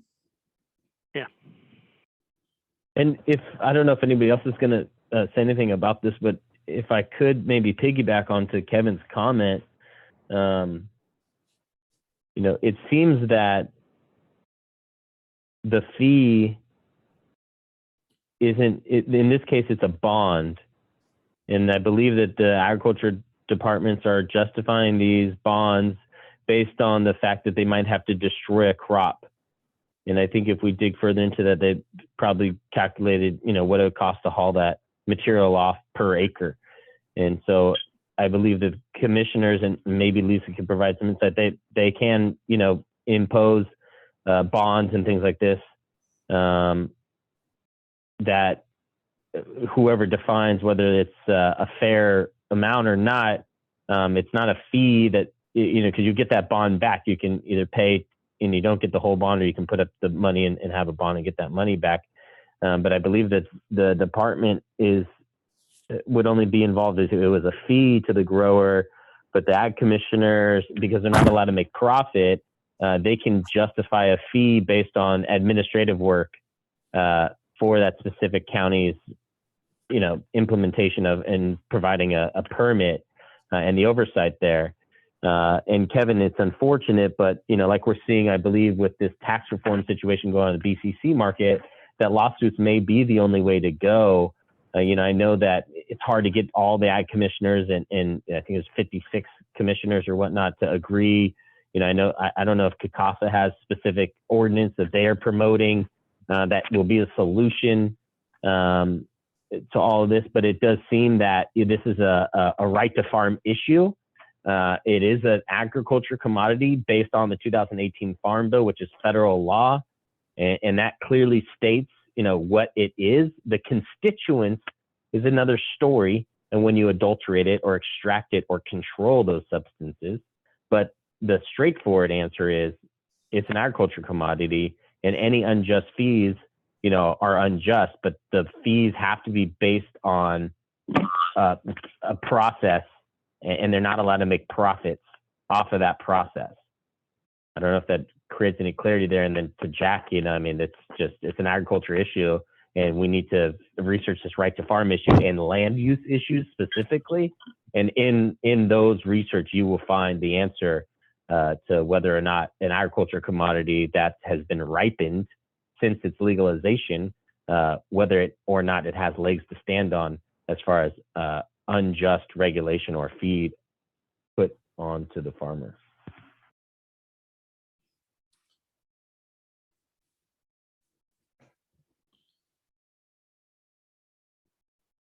Thank you, Do you have Jack. any other further, any other discussion or questions from the board regarding this agenda item? Well, I could just jump in and say quickly, $2,800 an acre could certainly buy you a lot of destruction. You could destroy a crop by disking it into the field, and if you hired somebody to do that work for you, it would cost on the order of $50 an acre. And so there's quite a large bond to require for destruction. I guess it would be based on the ordinance. If their ordinance states it has to be removed, it can't be disked in. This would be something that Lisa could probably provide more insight than I could about, how the agriculture commissioners work with their board of supervisors to get these ordinances put in place or to pass these requirements around bonds.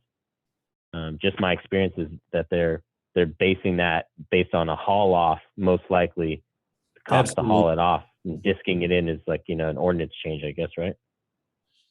Yeah, that does sound like a haul off. You're right. Like a haul off and delivery to a hazardous waste facility. So yeah, this is Lisa Herbert.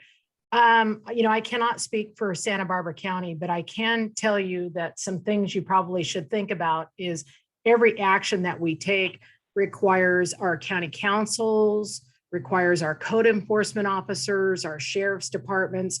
Sometimes all of that expenditure also needs to be included in something like abatement of, an illegal or non-compliant hemp crop.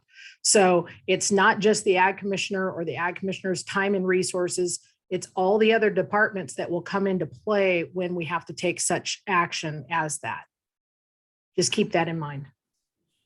Thank you, Lisa. That's a great point. Appreciate that. Yeah, thank you.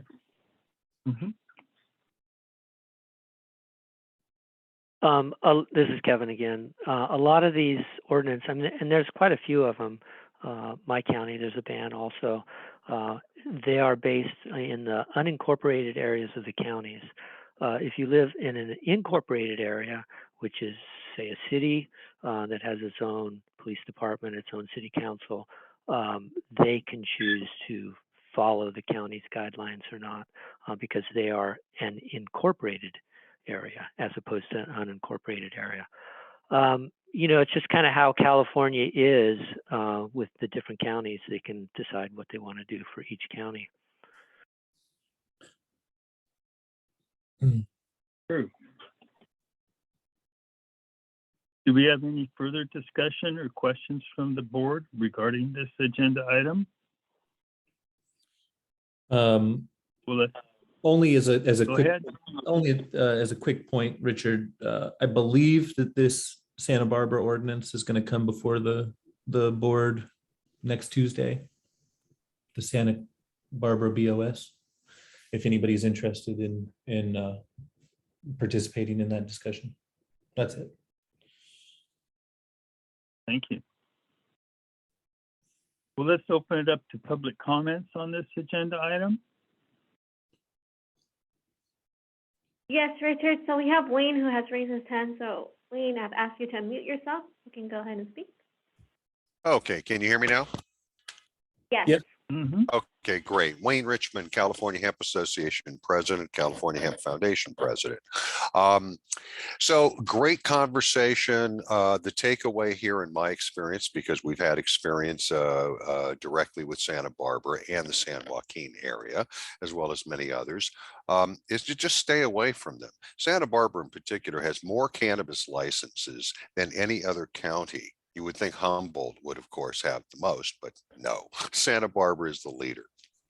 And this is a complete political move to keep hemp out of there. There was a research, 600 acres of research farming done in the Santa Maria area under the auspices of Allen Hancock College. We're well aware of who the players are there and what they were able to do, but that was an anomaly and under special circumstances, if you will, because Allen Hancock is known as an agricultural college in general. As to San Joaquin, and they continue to, interestingly enough, seemingly come up with stories about how hemp is marijuana, or marijuana is, being grown in hemp fields. And I can point to the 2019 debacle known as the Los Banos raid, where they took some 200 acres of hemp that was found to be hemp. After all, no one was arrested, but the farmer lost close to 200 acres. I know, because that was one of our research farms. They didn't even bother identifying it. So my caution, Terry, note to all of you folks is that, yes, we have 58 different counties. Yes, they can make their own rules. Find yourself the most friendly counties and do business there, because it's not worth your time fighting the marijuana money that this industry just does not seem to be able to muster enough resources to fight against. So that would be my cautionary tone. Thank you for listening. Thanks, Wayne. Just point out quickly, Los Banos is in Merced County, just several counties over from San Joaquin. But thank you for your comment. Do we have any other public comments on this agenda item? Yes, we do, Richard. We have some written comments. Alex Dixon, in regards to the nurseries. Nurseries will often grow out and sell teens or adults looking for different size plants at different times of the year, vegetative plants mentioned. And then Carmel Ungerly stated, when a remediation process is determined by the state, will this be encompassing for all counties to follow? Or will each county be able to pass an ordinance like Santa Barbara?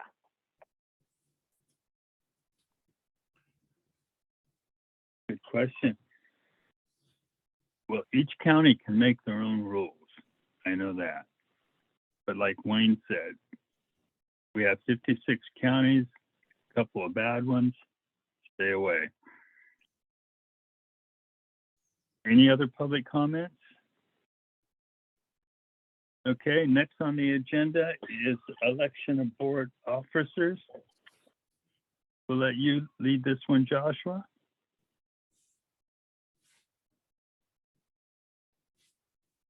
Sure. So previous meetings, the board had discussed not holding an election of officers until you're able to meet in person. We're going to go ahead and keep this on the agenda. If the board would like to move on and not elect officers at this time, the board does not have to take action on every agenda item, but we do want to leave it on the agenda. The board is instructed to elect a board chair every year. We currently have a chair and not a vice chair. So we do have an open officer position. So I do want to leave it up to the board if you would like to go ahead and move forward with election of officers at this meeting, or if you would still like to wait until eventually the board is able to meet in person. I will say, and please staff feel free to pitch in here, but at this point we do not know when CDFA is going to be authorized to hold in-person meetings again. The only board that had scheduled a hybrid in-person meeting, there was one that we found out was scheduled for this month, but they ended up canceling that and held it only virtually due to Omicron and the huge spike in COVID positive cases recently.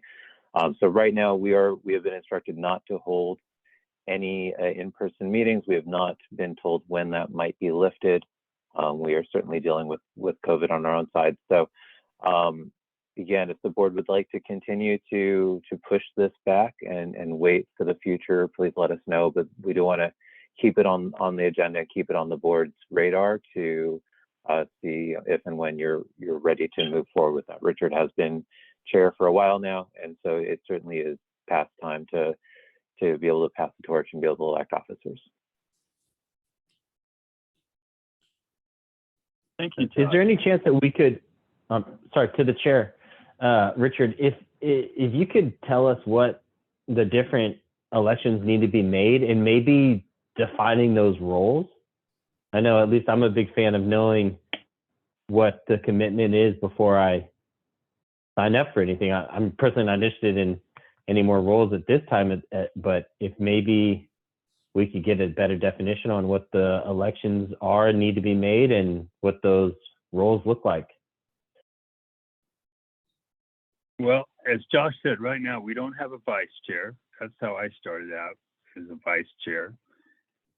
And then we have the chair, and the chair basically oversees the meeting and gets in touch with staff, or staff gets in touch with the person beforehand and go over the agenda and what needs to be scheduled. I'll tell you one thing, it takes more time to be on a task force committee than it does being the chair, from my personal experience. Any other comments from the board on this agenda item? What you would like to do?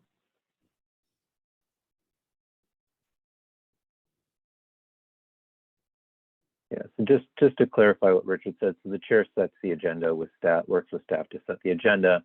The chair can call for a meeting, and the chair, as you've seen, is responsible for running the meetings as well. And so the vice chair is simply the chair. The vice chair is simply just acting for the chair in their absence and is generally next in line to take over when the chair steps down or when a specified amount of time passes. And right now Richard has been chair for, I believe, a couple of years now. And there is not currently a vice chair because the vice chair that was previously in place is no longer on the board. Is that the only election? Is that the only election that needs to be made? Those are the only current officers. The board has not requested to add any others at this time. And the method for election, historically, we've simply kind of looked for a volunteer or somebody to be nominated and then just held it up as a motion. However, it's really up to the board as far as how you would like to go about the elections process. If there were multiple people that were interested, we could take a voice vote on that. It obviously is a little bit more complicated, doing it virtually, but there's different ways. So it's really kind of up to the board as far as how you would like to go about going through that election process.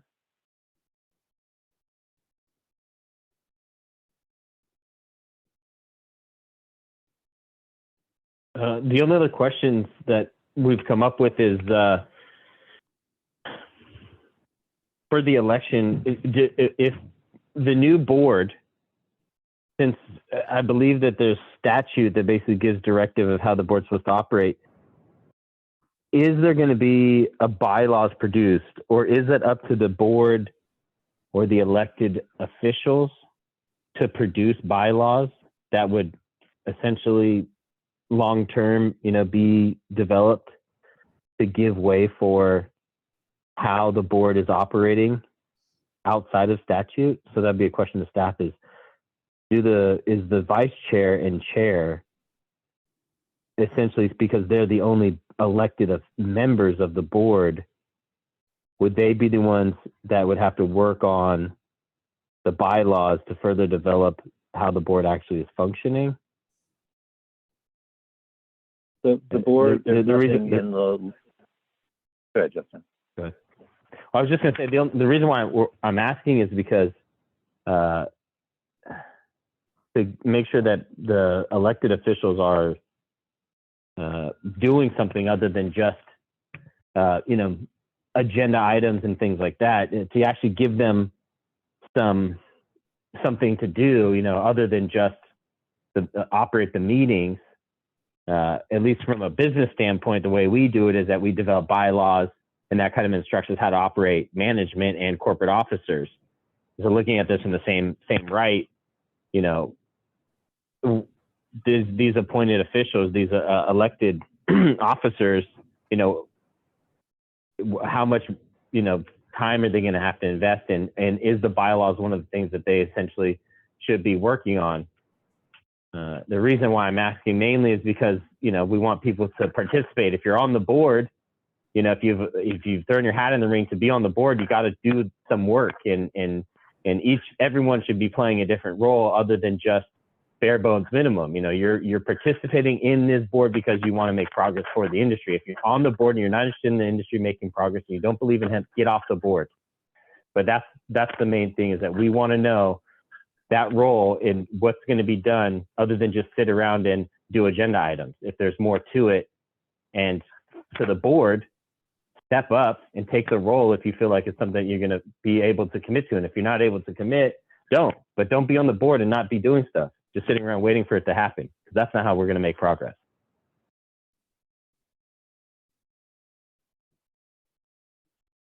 Thank you for your comments, Justin. Regarding setting of bylaws, the law doesn't specify whether, you know, it doesn't require the board to set bylaws. It doesn't prohibit it either. So that's something that the board can do. And the board can, you know, do that at your discretion. There's no one specific way that that has to occur, or that it has to be done by a specific person. I would recommend that it, you know, once the bylaws are agreed upon, that it gets done by board motion and formally with the whole board. Otherwise, there's nothing specific there. If the board, or if there's some members that are interested in working on that, we can reach out to other boards, other programs, and get examples of bylaws that are already in existence for other CDFA boards. But again, there's no obligation, and the board has not yet established bylaws, but it's certainly something that's within the board's abilities. And would it just be the elected? Would it just be the electeds that need to work on that bylaw, or can they have participation from non-elected board members? That would be up to the board. They said there's no one specified way of doing that. There's nothing specific in California law that would describe how that has to occur. So the board has discretion as kind of how it decides to build that and how it decides to move forward. Okay, great. And then just my last question is, did we ever find an alternative location meeting that can support these meetings outside of the CDFA if we're not able to use the CDFA building? There's some discussion about maybe a county ag commissioner office or whatnot. And I know that you said that there was a hybrid meeting, but they got canceled. Were we able to identify any other locations based on the requirements so we can meet in person? Yeah, and I don't know. So staff had reached out to Lisa regarding Sutter County. I don't know. You know, at this point, I know they are also not doing any outside groups in their building. Just as CDFA is not, and I believe that's the case with most government agencies right now. So that is something that we can look to in the future, and that's something that absolutely we can try to accommodate.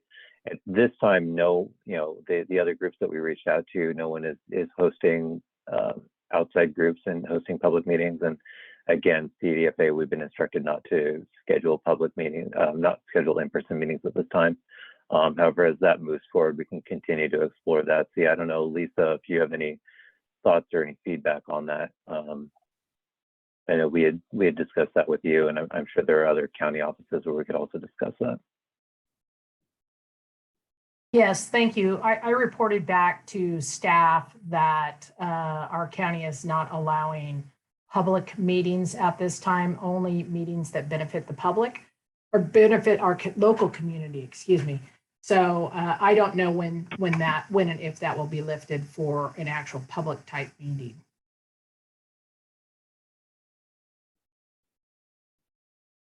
Yeah, thank you, Lisa.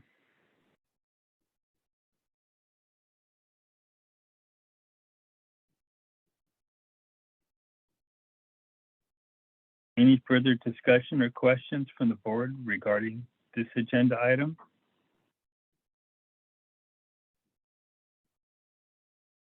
I had a question for you, Richard. Are you still fine with being the chair? Yeah, I think we should at least appoint a vice chair if somebody's interested. But I'm fine with being the chair. Okay. Speaking for myself, I'm, this is my third meeting, so I'm still kind of getting my legs under me.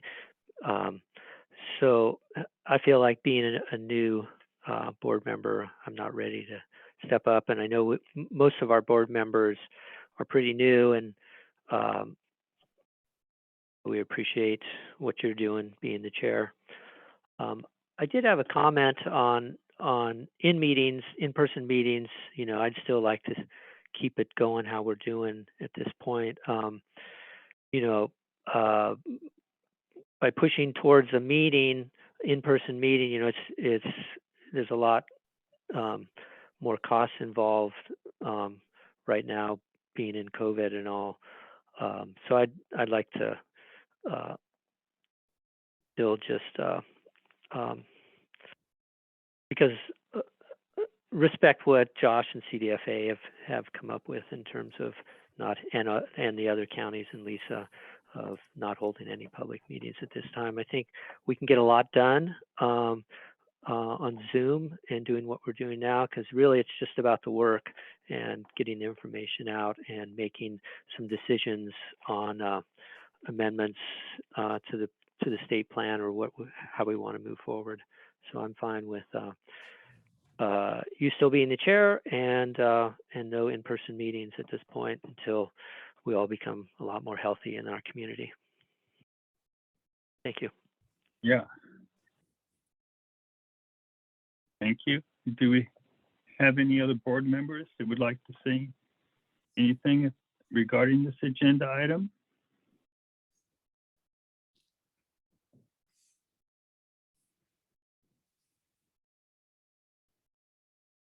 Any public comments?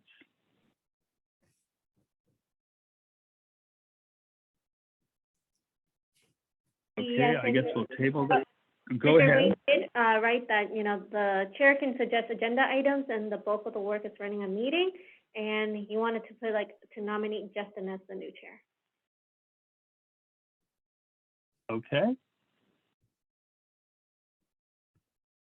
Do we have does anybody else would like to be chair? I just would say, can Wayne nominate Justin? That seems a little odd.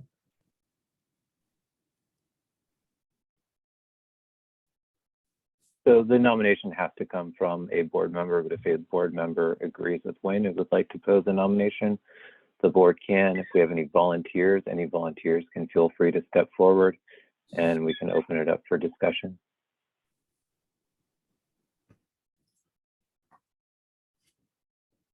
We have volunteers for either position, either chair or vice chair.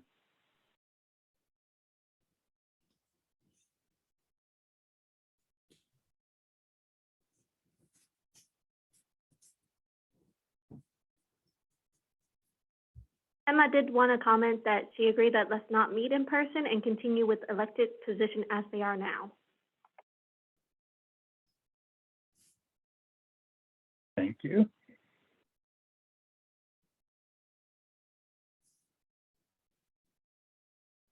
Well, I don't hear anybody. Should we just table this for right now?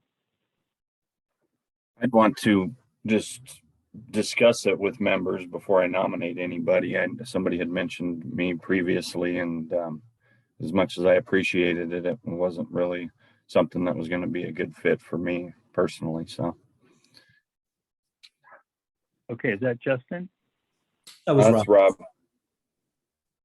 Rob. Okay, thank you, Rob. I hear you. This is Justin. I would need to know a little bit more about the vice chair and chair roles and what limitations would be there. far as participation. And I just, at this point, it doesn't really seem like we need. I mean, if you're in absence, what happens if Richard's not at a meeting? Do we just not have a meeting because we don't have a vice chair or chair? Or can we just continue as such until maybe I could get some more clarity, or somebody else on the board will be willing to step up and feel more comfortable, maybe if they had more clarity around it.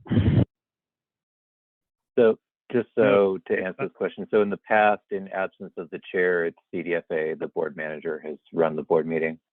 We've done that a couple of times. You know, we obviously prefer not to, but we have done that in the past as needed.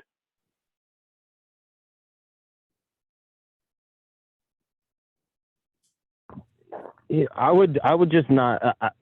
This is Justin again. I would just propose that I'm not interested in taking on the role right now until I know a little more, and it doesn't seem like it's necessary at this point to have an election. And so it seems like, you know, if no one's willing to step up, I mean, we can nominate people, but we have to have someone that's willing to actually do it. And if Richard, you and the changing of the guards happen, and I'd be the someone whoever vice plays that chair. role. This is Luke Wilson. Oh, there you go. I heard something in the background. I didn't quite hear it. Sorry, this is Luke Wilson. I'd be vice chair. Okay. Well, if nobody else wants to be vice chair, Luke, Yep. yes, you have. Yeah. So you'll be the vice so chair. thank you. Yeah, Luke. So yeah, thank you, Luke. So Luke has volunteered for vice chair. Richard, if you want me to go ahead and I can take care of the election for this. Before we move on, you know, this would be handled as a motion. So before we move on, we've got a volunteering of Luke Wilson to serve as vice chair. Do we have any additional volunteers or discussion around this point from any of the board members? Josh, Will also commented that he would like to nominate Jack for the vice chair as well.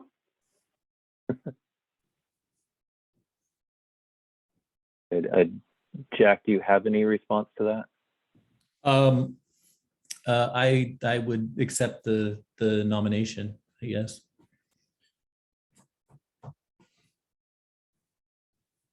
Okay, so we've got one person who volunteered to serve and one person who's been nominated. So we actually have two nominees at this point, Luke and Jack. Is that correct? Want to confirm with both of you? Yeah. Luke? Well, it sounds like if Luke is volunteering and Jack's nominating, but he doesn't necessarily volunteer, why don't we have Luke do it? He sounds like he's more willing to participate, and Jack's already, you know, got these other commitments on the board. Yeah, So Luke may make a fine vice chair. I would be okay with that as well. Okay, sounds Right good. on. So that's what I was going to ask, is if either of you wanted to let the other one step forward. And so Jack, it sounds like you're going to go ahead and allow Luke to step forward, and Luke, you're volunteering to serve as vice chair. You got it. Okay. All right. Well, in that case, Richard, we've got a volunteer. If someone would like to put forward a motion, if we can get a motion in a second, and then we can open it up for discussion.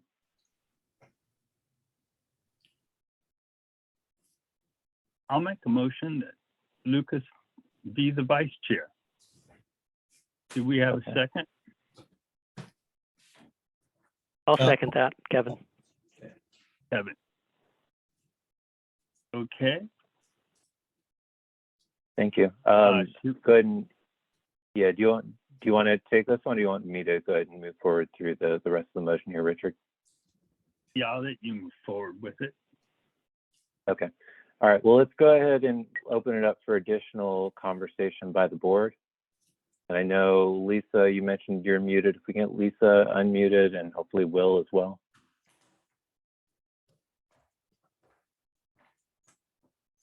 Lisa, I think you're unmuted. Yeah, no discussion. I was just going to second the motion, and it's already been seconded. Thank you. Okay. Sounds good. Will, did you have any additional comments? No, I was seconding. All right, thank you. Emma, let's see if we can get Emma unmuted as well. Hi, yeah, no, I just wanted to be able to vote, so no further discussion. All right, sounds good. Is there anyone else from the board that would like to speak at this time? If not, let's go ahead and open it up for public comment. Do we have any public comments? Anyone from the public that would like to raise their hands at this time?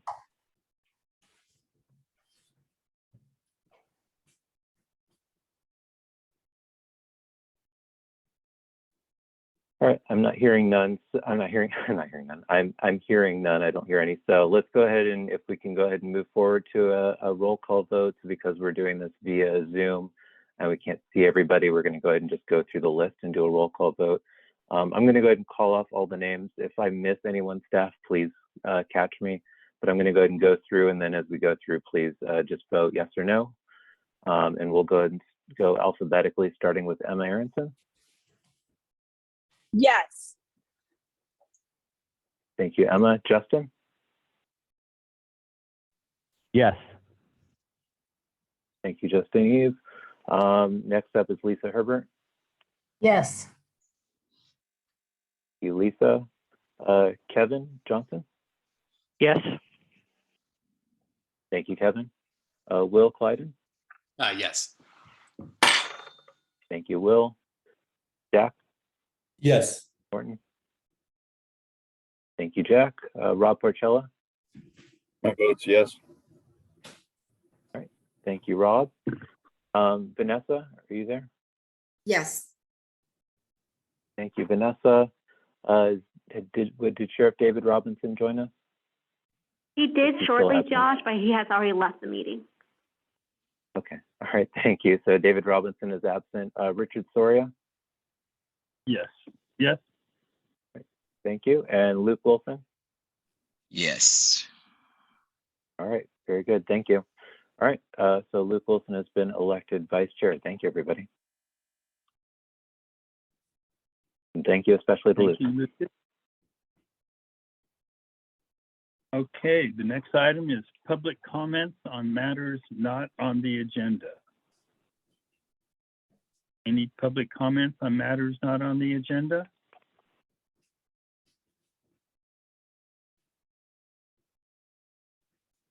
Yes, Richard, we have Wayne with a raised hand. Wayne, I've asked you to unmute yourself. You can go ahead and speak. Yes, you can hear me? Yes. Okay, great. Yes. Well, I think this was a good meeting. Luke, congratulations. Looking forward to your new energy on the leadership of the board, and really appreciate where we're going with a lot of the comments going today. Would also like to remind everybody that the World Ag Expo is right around the corner, and there will be a whole hemp area for the second year. And we are sponsoring 4 different sessions. The focus this year is hemp equals food, fiber, and building materials. We'll have hemp walls, we'll have experts on healthy soils, we'll have a national overview with people from the National Hemp Association and the Standing Committee of Hemp Organizations, as well as the California Hemp Report. And just in case he's on listening, we've invited Mark McLaughlin to come and speak about his take on hemp in California, and have sent him, I think, at least 1, maybe 2 emails, and hope that he can make it either recorded or in person. But we invite everybody. You'll see all of your favorite hemp folks. The Hemp Farmers Guild, together with the California Hemp Association, have been working in coalition format for quite some time, and we collectively invite you to come down. So thank you all for a great meeting, and hope to see you at the World Ag Expo, February 8th through the 10th, Tulare, California. Thank you. Thank you, Wayne. Do you have any other public comments? I had a question for Wayne quickly, if that's all right. Sure. Regarding his comment. Wayne, a couple years ago, there was at the last in-person World Ag Expo, there was a hemp mixer event, and I haven't noticed there being one this year, but do you know if that is in fact the case, that there's a hemp mixer special event or anything like that? Well, to answer your question, so the people who were involved in last time in promoting are not involved this time, and the number of exhibitors is much reduced because of the nature of the change of the industry. Perhaps a little bit of COVID as well, but I think mostly the industry. So to answer the question directly, I believe our coalition partners, the Hemp Farmers Guild, will be holding some kind of social, and the Hemp Hub for all that information while you're at the show will be our booth, which will be outside with farming equipment, decortication equipment, hemp building materials, and demos and displays, and we'll have an area for all the associations. So please feel free to come on by. You'll run into Justin and Josh Schneider and Chris Boucher and myself and many other farmers and hemp leaders, if you will, in the state and nationally. So I hope that answers your question. Great, thank you. Sure does. You're welcome. Thank you for asking. It really appreciate everything, Wayne. And Jack, we're going to do a hemp mixer on February 9th on the Wednesday night. It'll be inside that Agri Science Center, the same place that it was before, but instead of upstairs, it's downstairs. The invite will go out probably early next week. Great, thank you, Justin. Please send me an invite. For sure. Do we have any other public comments on matters not on the agenda? Okay, that's our next meeting in our Richard? agenda. Yes. Richard, Go real ahead. quick, this is Josh. Just before we move on, I do want to remind the board members. So, when you are outside of board meetings, we know that board members do tend to run in the same circles and end up a lot of the same meetings. So if you could let us know about public events that you are going to be at, just so that way we are aware and can address any questions or concerns that might come up. And then just as a reminder, please do not discuss board business outside of public meetings, except where you've been specifically assigned to do so with another board member. So just a quick reminder. I know that people are aware of that generally, and that these types of events happen pretty regularly, but just a quick reminder. And if you do have any questions, or if there's something coming up where there's going to be a large number of board members participating or speaking or just simply attending, please feel free to reach out and let us know, and we can help walk through any concerns there might be, just to make sure we're staying in line with all the various laws that could apply. Thanks. Thank you, Josh. Thank you, Josh. So, and Josh, just to be clear, I mean, there's going to be multiple board members. We're assuming at the World Ag Expo event, we're not going to be discussing any specifics as for board meetings. I mean, there's industry issues, but from our understanding, there's no violation of Ag 18 as long as we're not specifically talking about our roles that I have in like the topics or agenda items that we're working on there. We can be generalities and we can be in the same room and we can talk about private business and stuff, but specifics to the board is the things we're not supposed to be discussing, but we can't associate with each other and talk freely outside of those specific items, correct?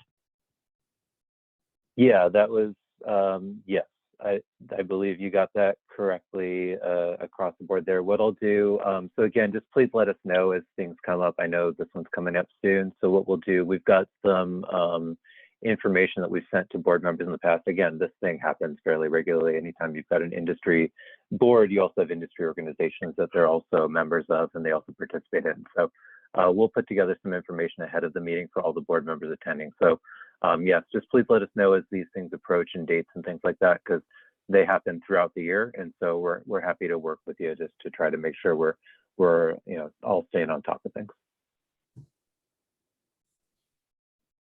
Thank you, Josh. Our next meeting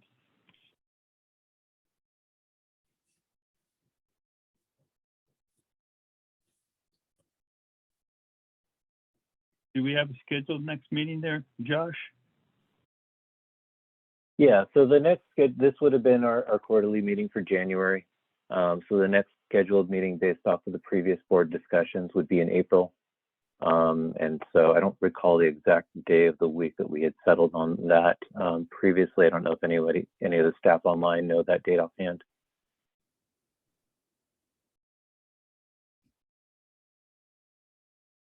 We don't, Josh.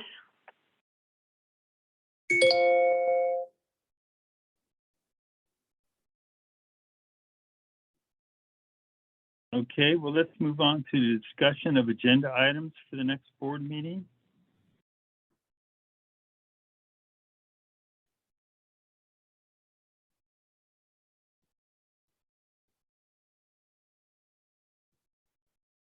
Do we have a discussion of agenda items for the next board meeting?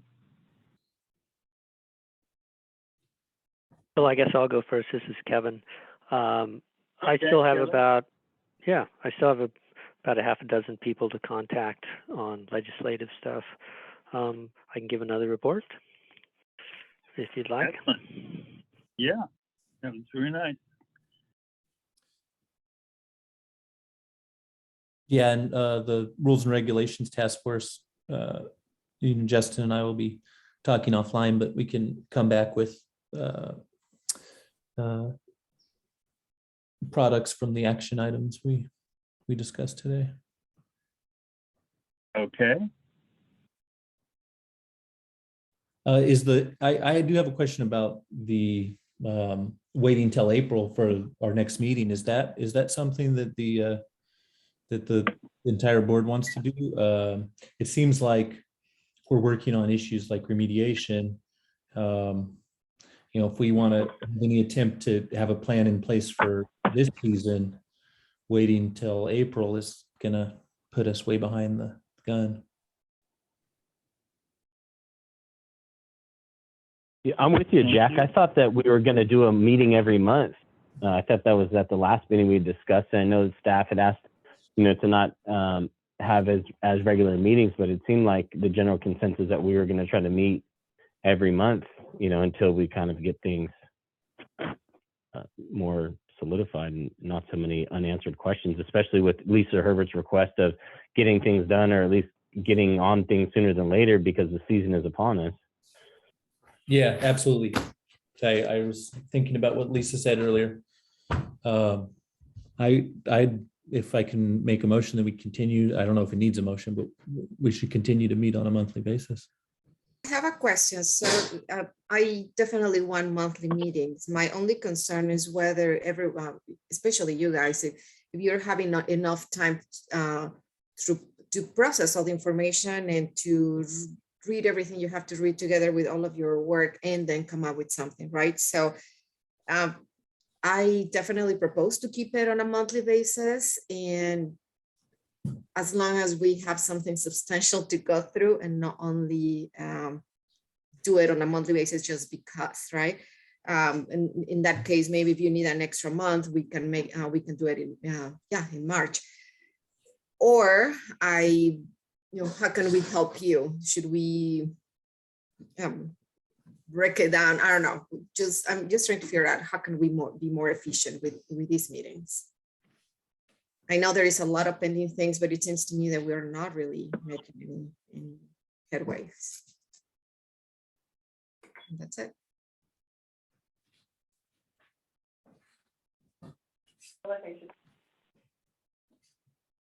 And Emma Ronson stated yes, monthly or every 6 weeks if more time needed. Okay.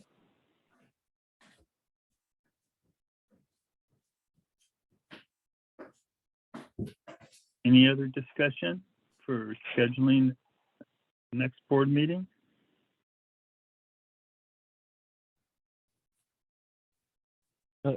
Richard, this is Justin. We were hoping to have, I don't know when that would be. It seems like sooner or later, but if we could put a discussion on AB 45, I don't know if we can get the legislator that passed the bill, but maybe if we could put on the agenda to have a conversation about AB 45. I know that it's going to be something that we'll deal with in rules and regs. Maybe a briefing on that. I'm not sure how the rest of the board feels about that, or what we need to discuss, or maybe we'll just work on that and present something. But it seems like AB 45, having a briefing from someone about what's going on there, maybe be worthwhile our conversation more so about that. And like I said, maybe that'd be a rules and regs conversation about AB 45 more specifically. I know that we've had conversation about state plan, but AB 45 seems like it's something that needs to be discussed or brought up, Yeah, I think and how we're going to implement that. AB 45 and definitely the implementation of the state plan. That would be something that, as a farmer, we really need to figure out how that's going to work and for everyone.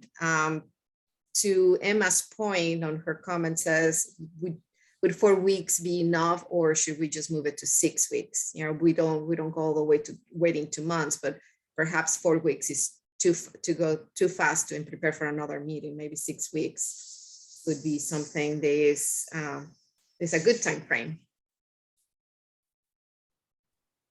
I agree, Lisa.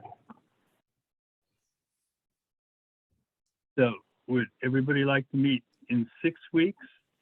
That gives everybody a little more time on the task force. Richard Will did comment that he seconded on the 6 weeks. 6 weeks, he made a second. Well, do we need a motion then?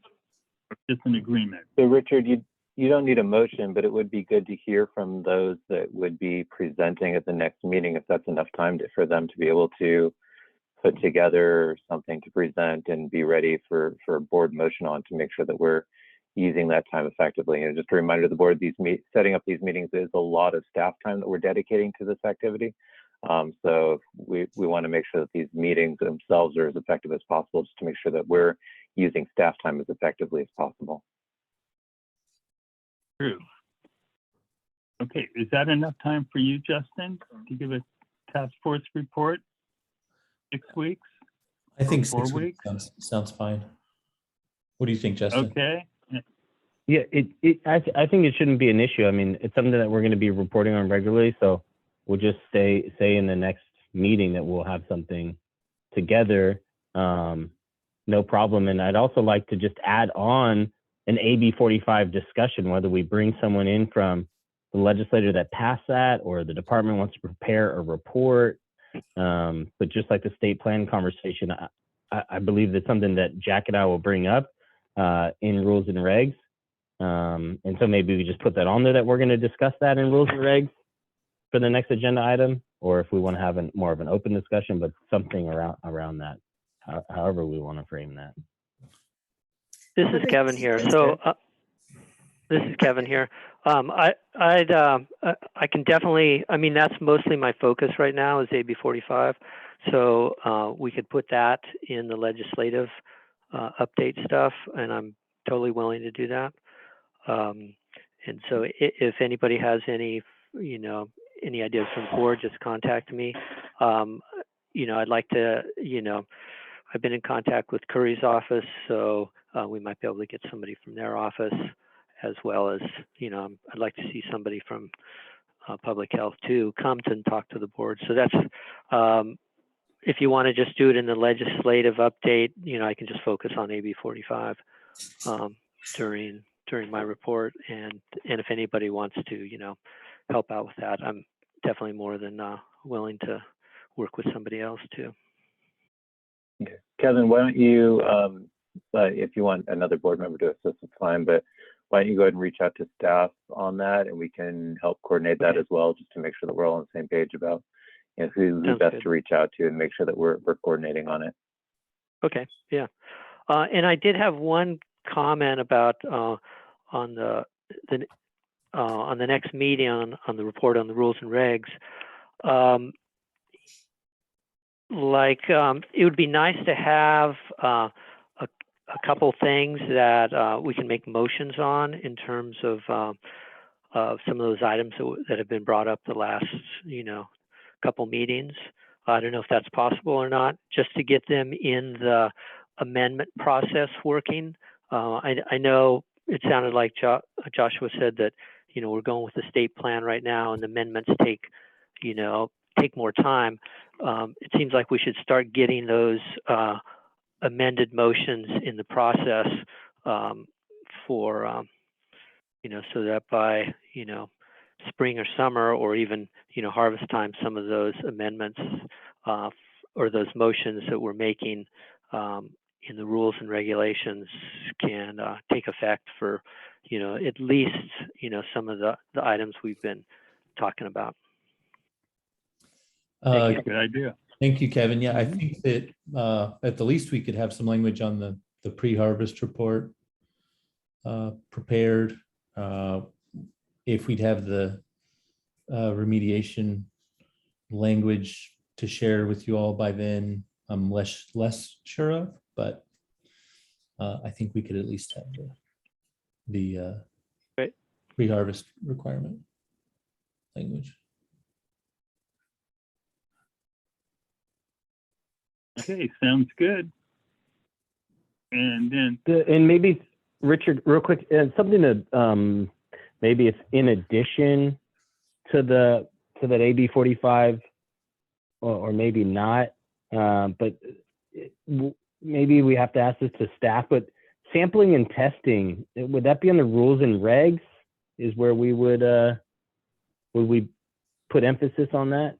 Just to be clear that's something we will be working on in there. Yeah, that was the intent, is that's part of the regulations. And so that's something that group would look at unless we wanted to assign it to somebody else. Okay, great. And then the only other thing I wanted to just... Justin, go ahead. Excuse me, I had a question. Were you talking about testing of like the that goes into the final product through a hemp product? If it's going to be tested for contaminants, is that what you were talking about, or just general our CDFA regulatory plan testing? Well, I believe it's anything that would fall under CDFA's jurisdiction for the regulation of, and if there was in the future a processor handler permit that CDFA was in charge of for hemp, then, if there was product, I guess, in there, then it would have to be addressed by the department and by the board to write recommendations for those specific processes in the supply chain. But that's relatively undefined. So right now it's whatever the department, is regulating. I mean, if it's flour or extract or seed or whatever, sampling and testing on things that the department is attached to. I don't know. We don't really know where the final form, we assume it's going to be CDFA, but the farmers or someone will have to make that, and that's undefined at this point. I believe who's going to be, which agency is going to be in what aspect, dealing with those. okay. And the only other thing that I just wanted to make sure of was about the request about the committees. I don't know if we need to put that as an agenda item. I'd like it as an agenda item to be briefed as a board, how we can operate these committees or our limitations within those. So I don't know if staff could prepare, hey, we found this information that the committees are to operate under these pretenses based on this statute. And I would like to request that as an agenda item, to have been briefed and get our answer on the operations of the committees and potentially the workshop. So committee and workshop briefing as to how we're directed from that, where you're deriving your language from statute, as to what our limitations are there, so we can get clear on involving outside agencies specifically on the committees, or whether we bring them in as an expert witness to do a presentation or whatnot. So could we add that, the briefing on committees and workshops by staff, if they could give us language where they're deriving their decisions on how to operate that?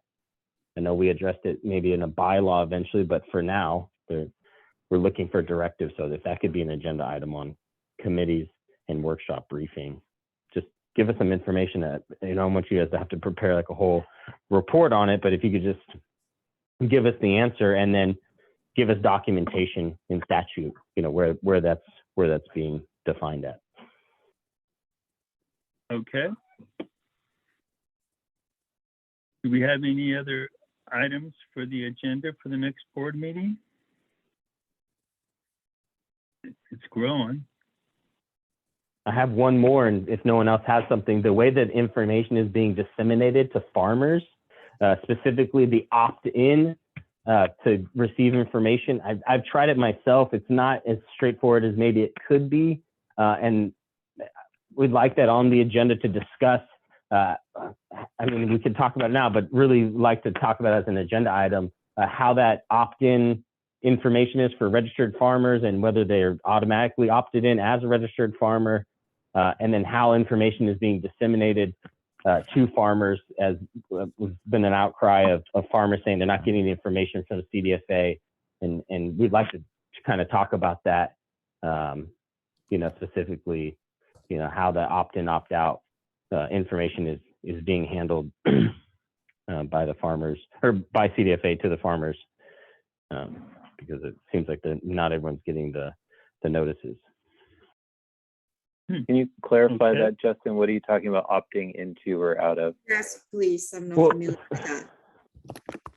So on the website, you can kind of click, you know, on the Industrial Hemp website, you can choose to get notices about the program, and we have some questions about how that's being done. If every farmer that registers, they automatically get all the notices, and if that's an opt-in situation, then how's that being dealt with? We have some ideas about maybe how that could be done differently, or we just have some questions about how that information is being given out to registered farmers through the website. Okay, sounds good. We'll go ahead. I'll talk to staff about that. We might touch base with you offline to discuss what it is you're getting and what people are not getting, so that we can get some clarity on that, and we can discuss more at the next meeting if needed. Thank you. Okay. Do we have any other items for the agenda for the next board meeting? Okay, if not, everybody stay safe, and adjournment is... Do we have a date set for the next meeting, Richard? It'd be good to do that before everybody gets off the line. There was a discussion on 6 weeks. I believe, you guys can correct me if I'm wrong, I believe that would be the first week of March, March 3rd. March 3rd. Yes. Okay, March 3rd then. We're 6 weeks out. Okay, well, let's say adjournment is right around 2 o'clock, right on time. Everybody stay safe. And I'll say we are adjourned. Right. Thank you, everyone. Thank you. Thanks, everyone. Thank you.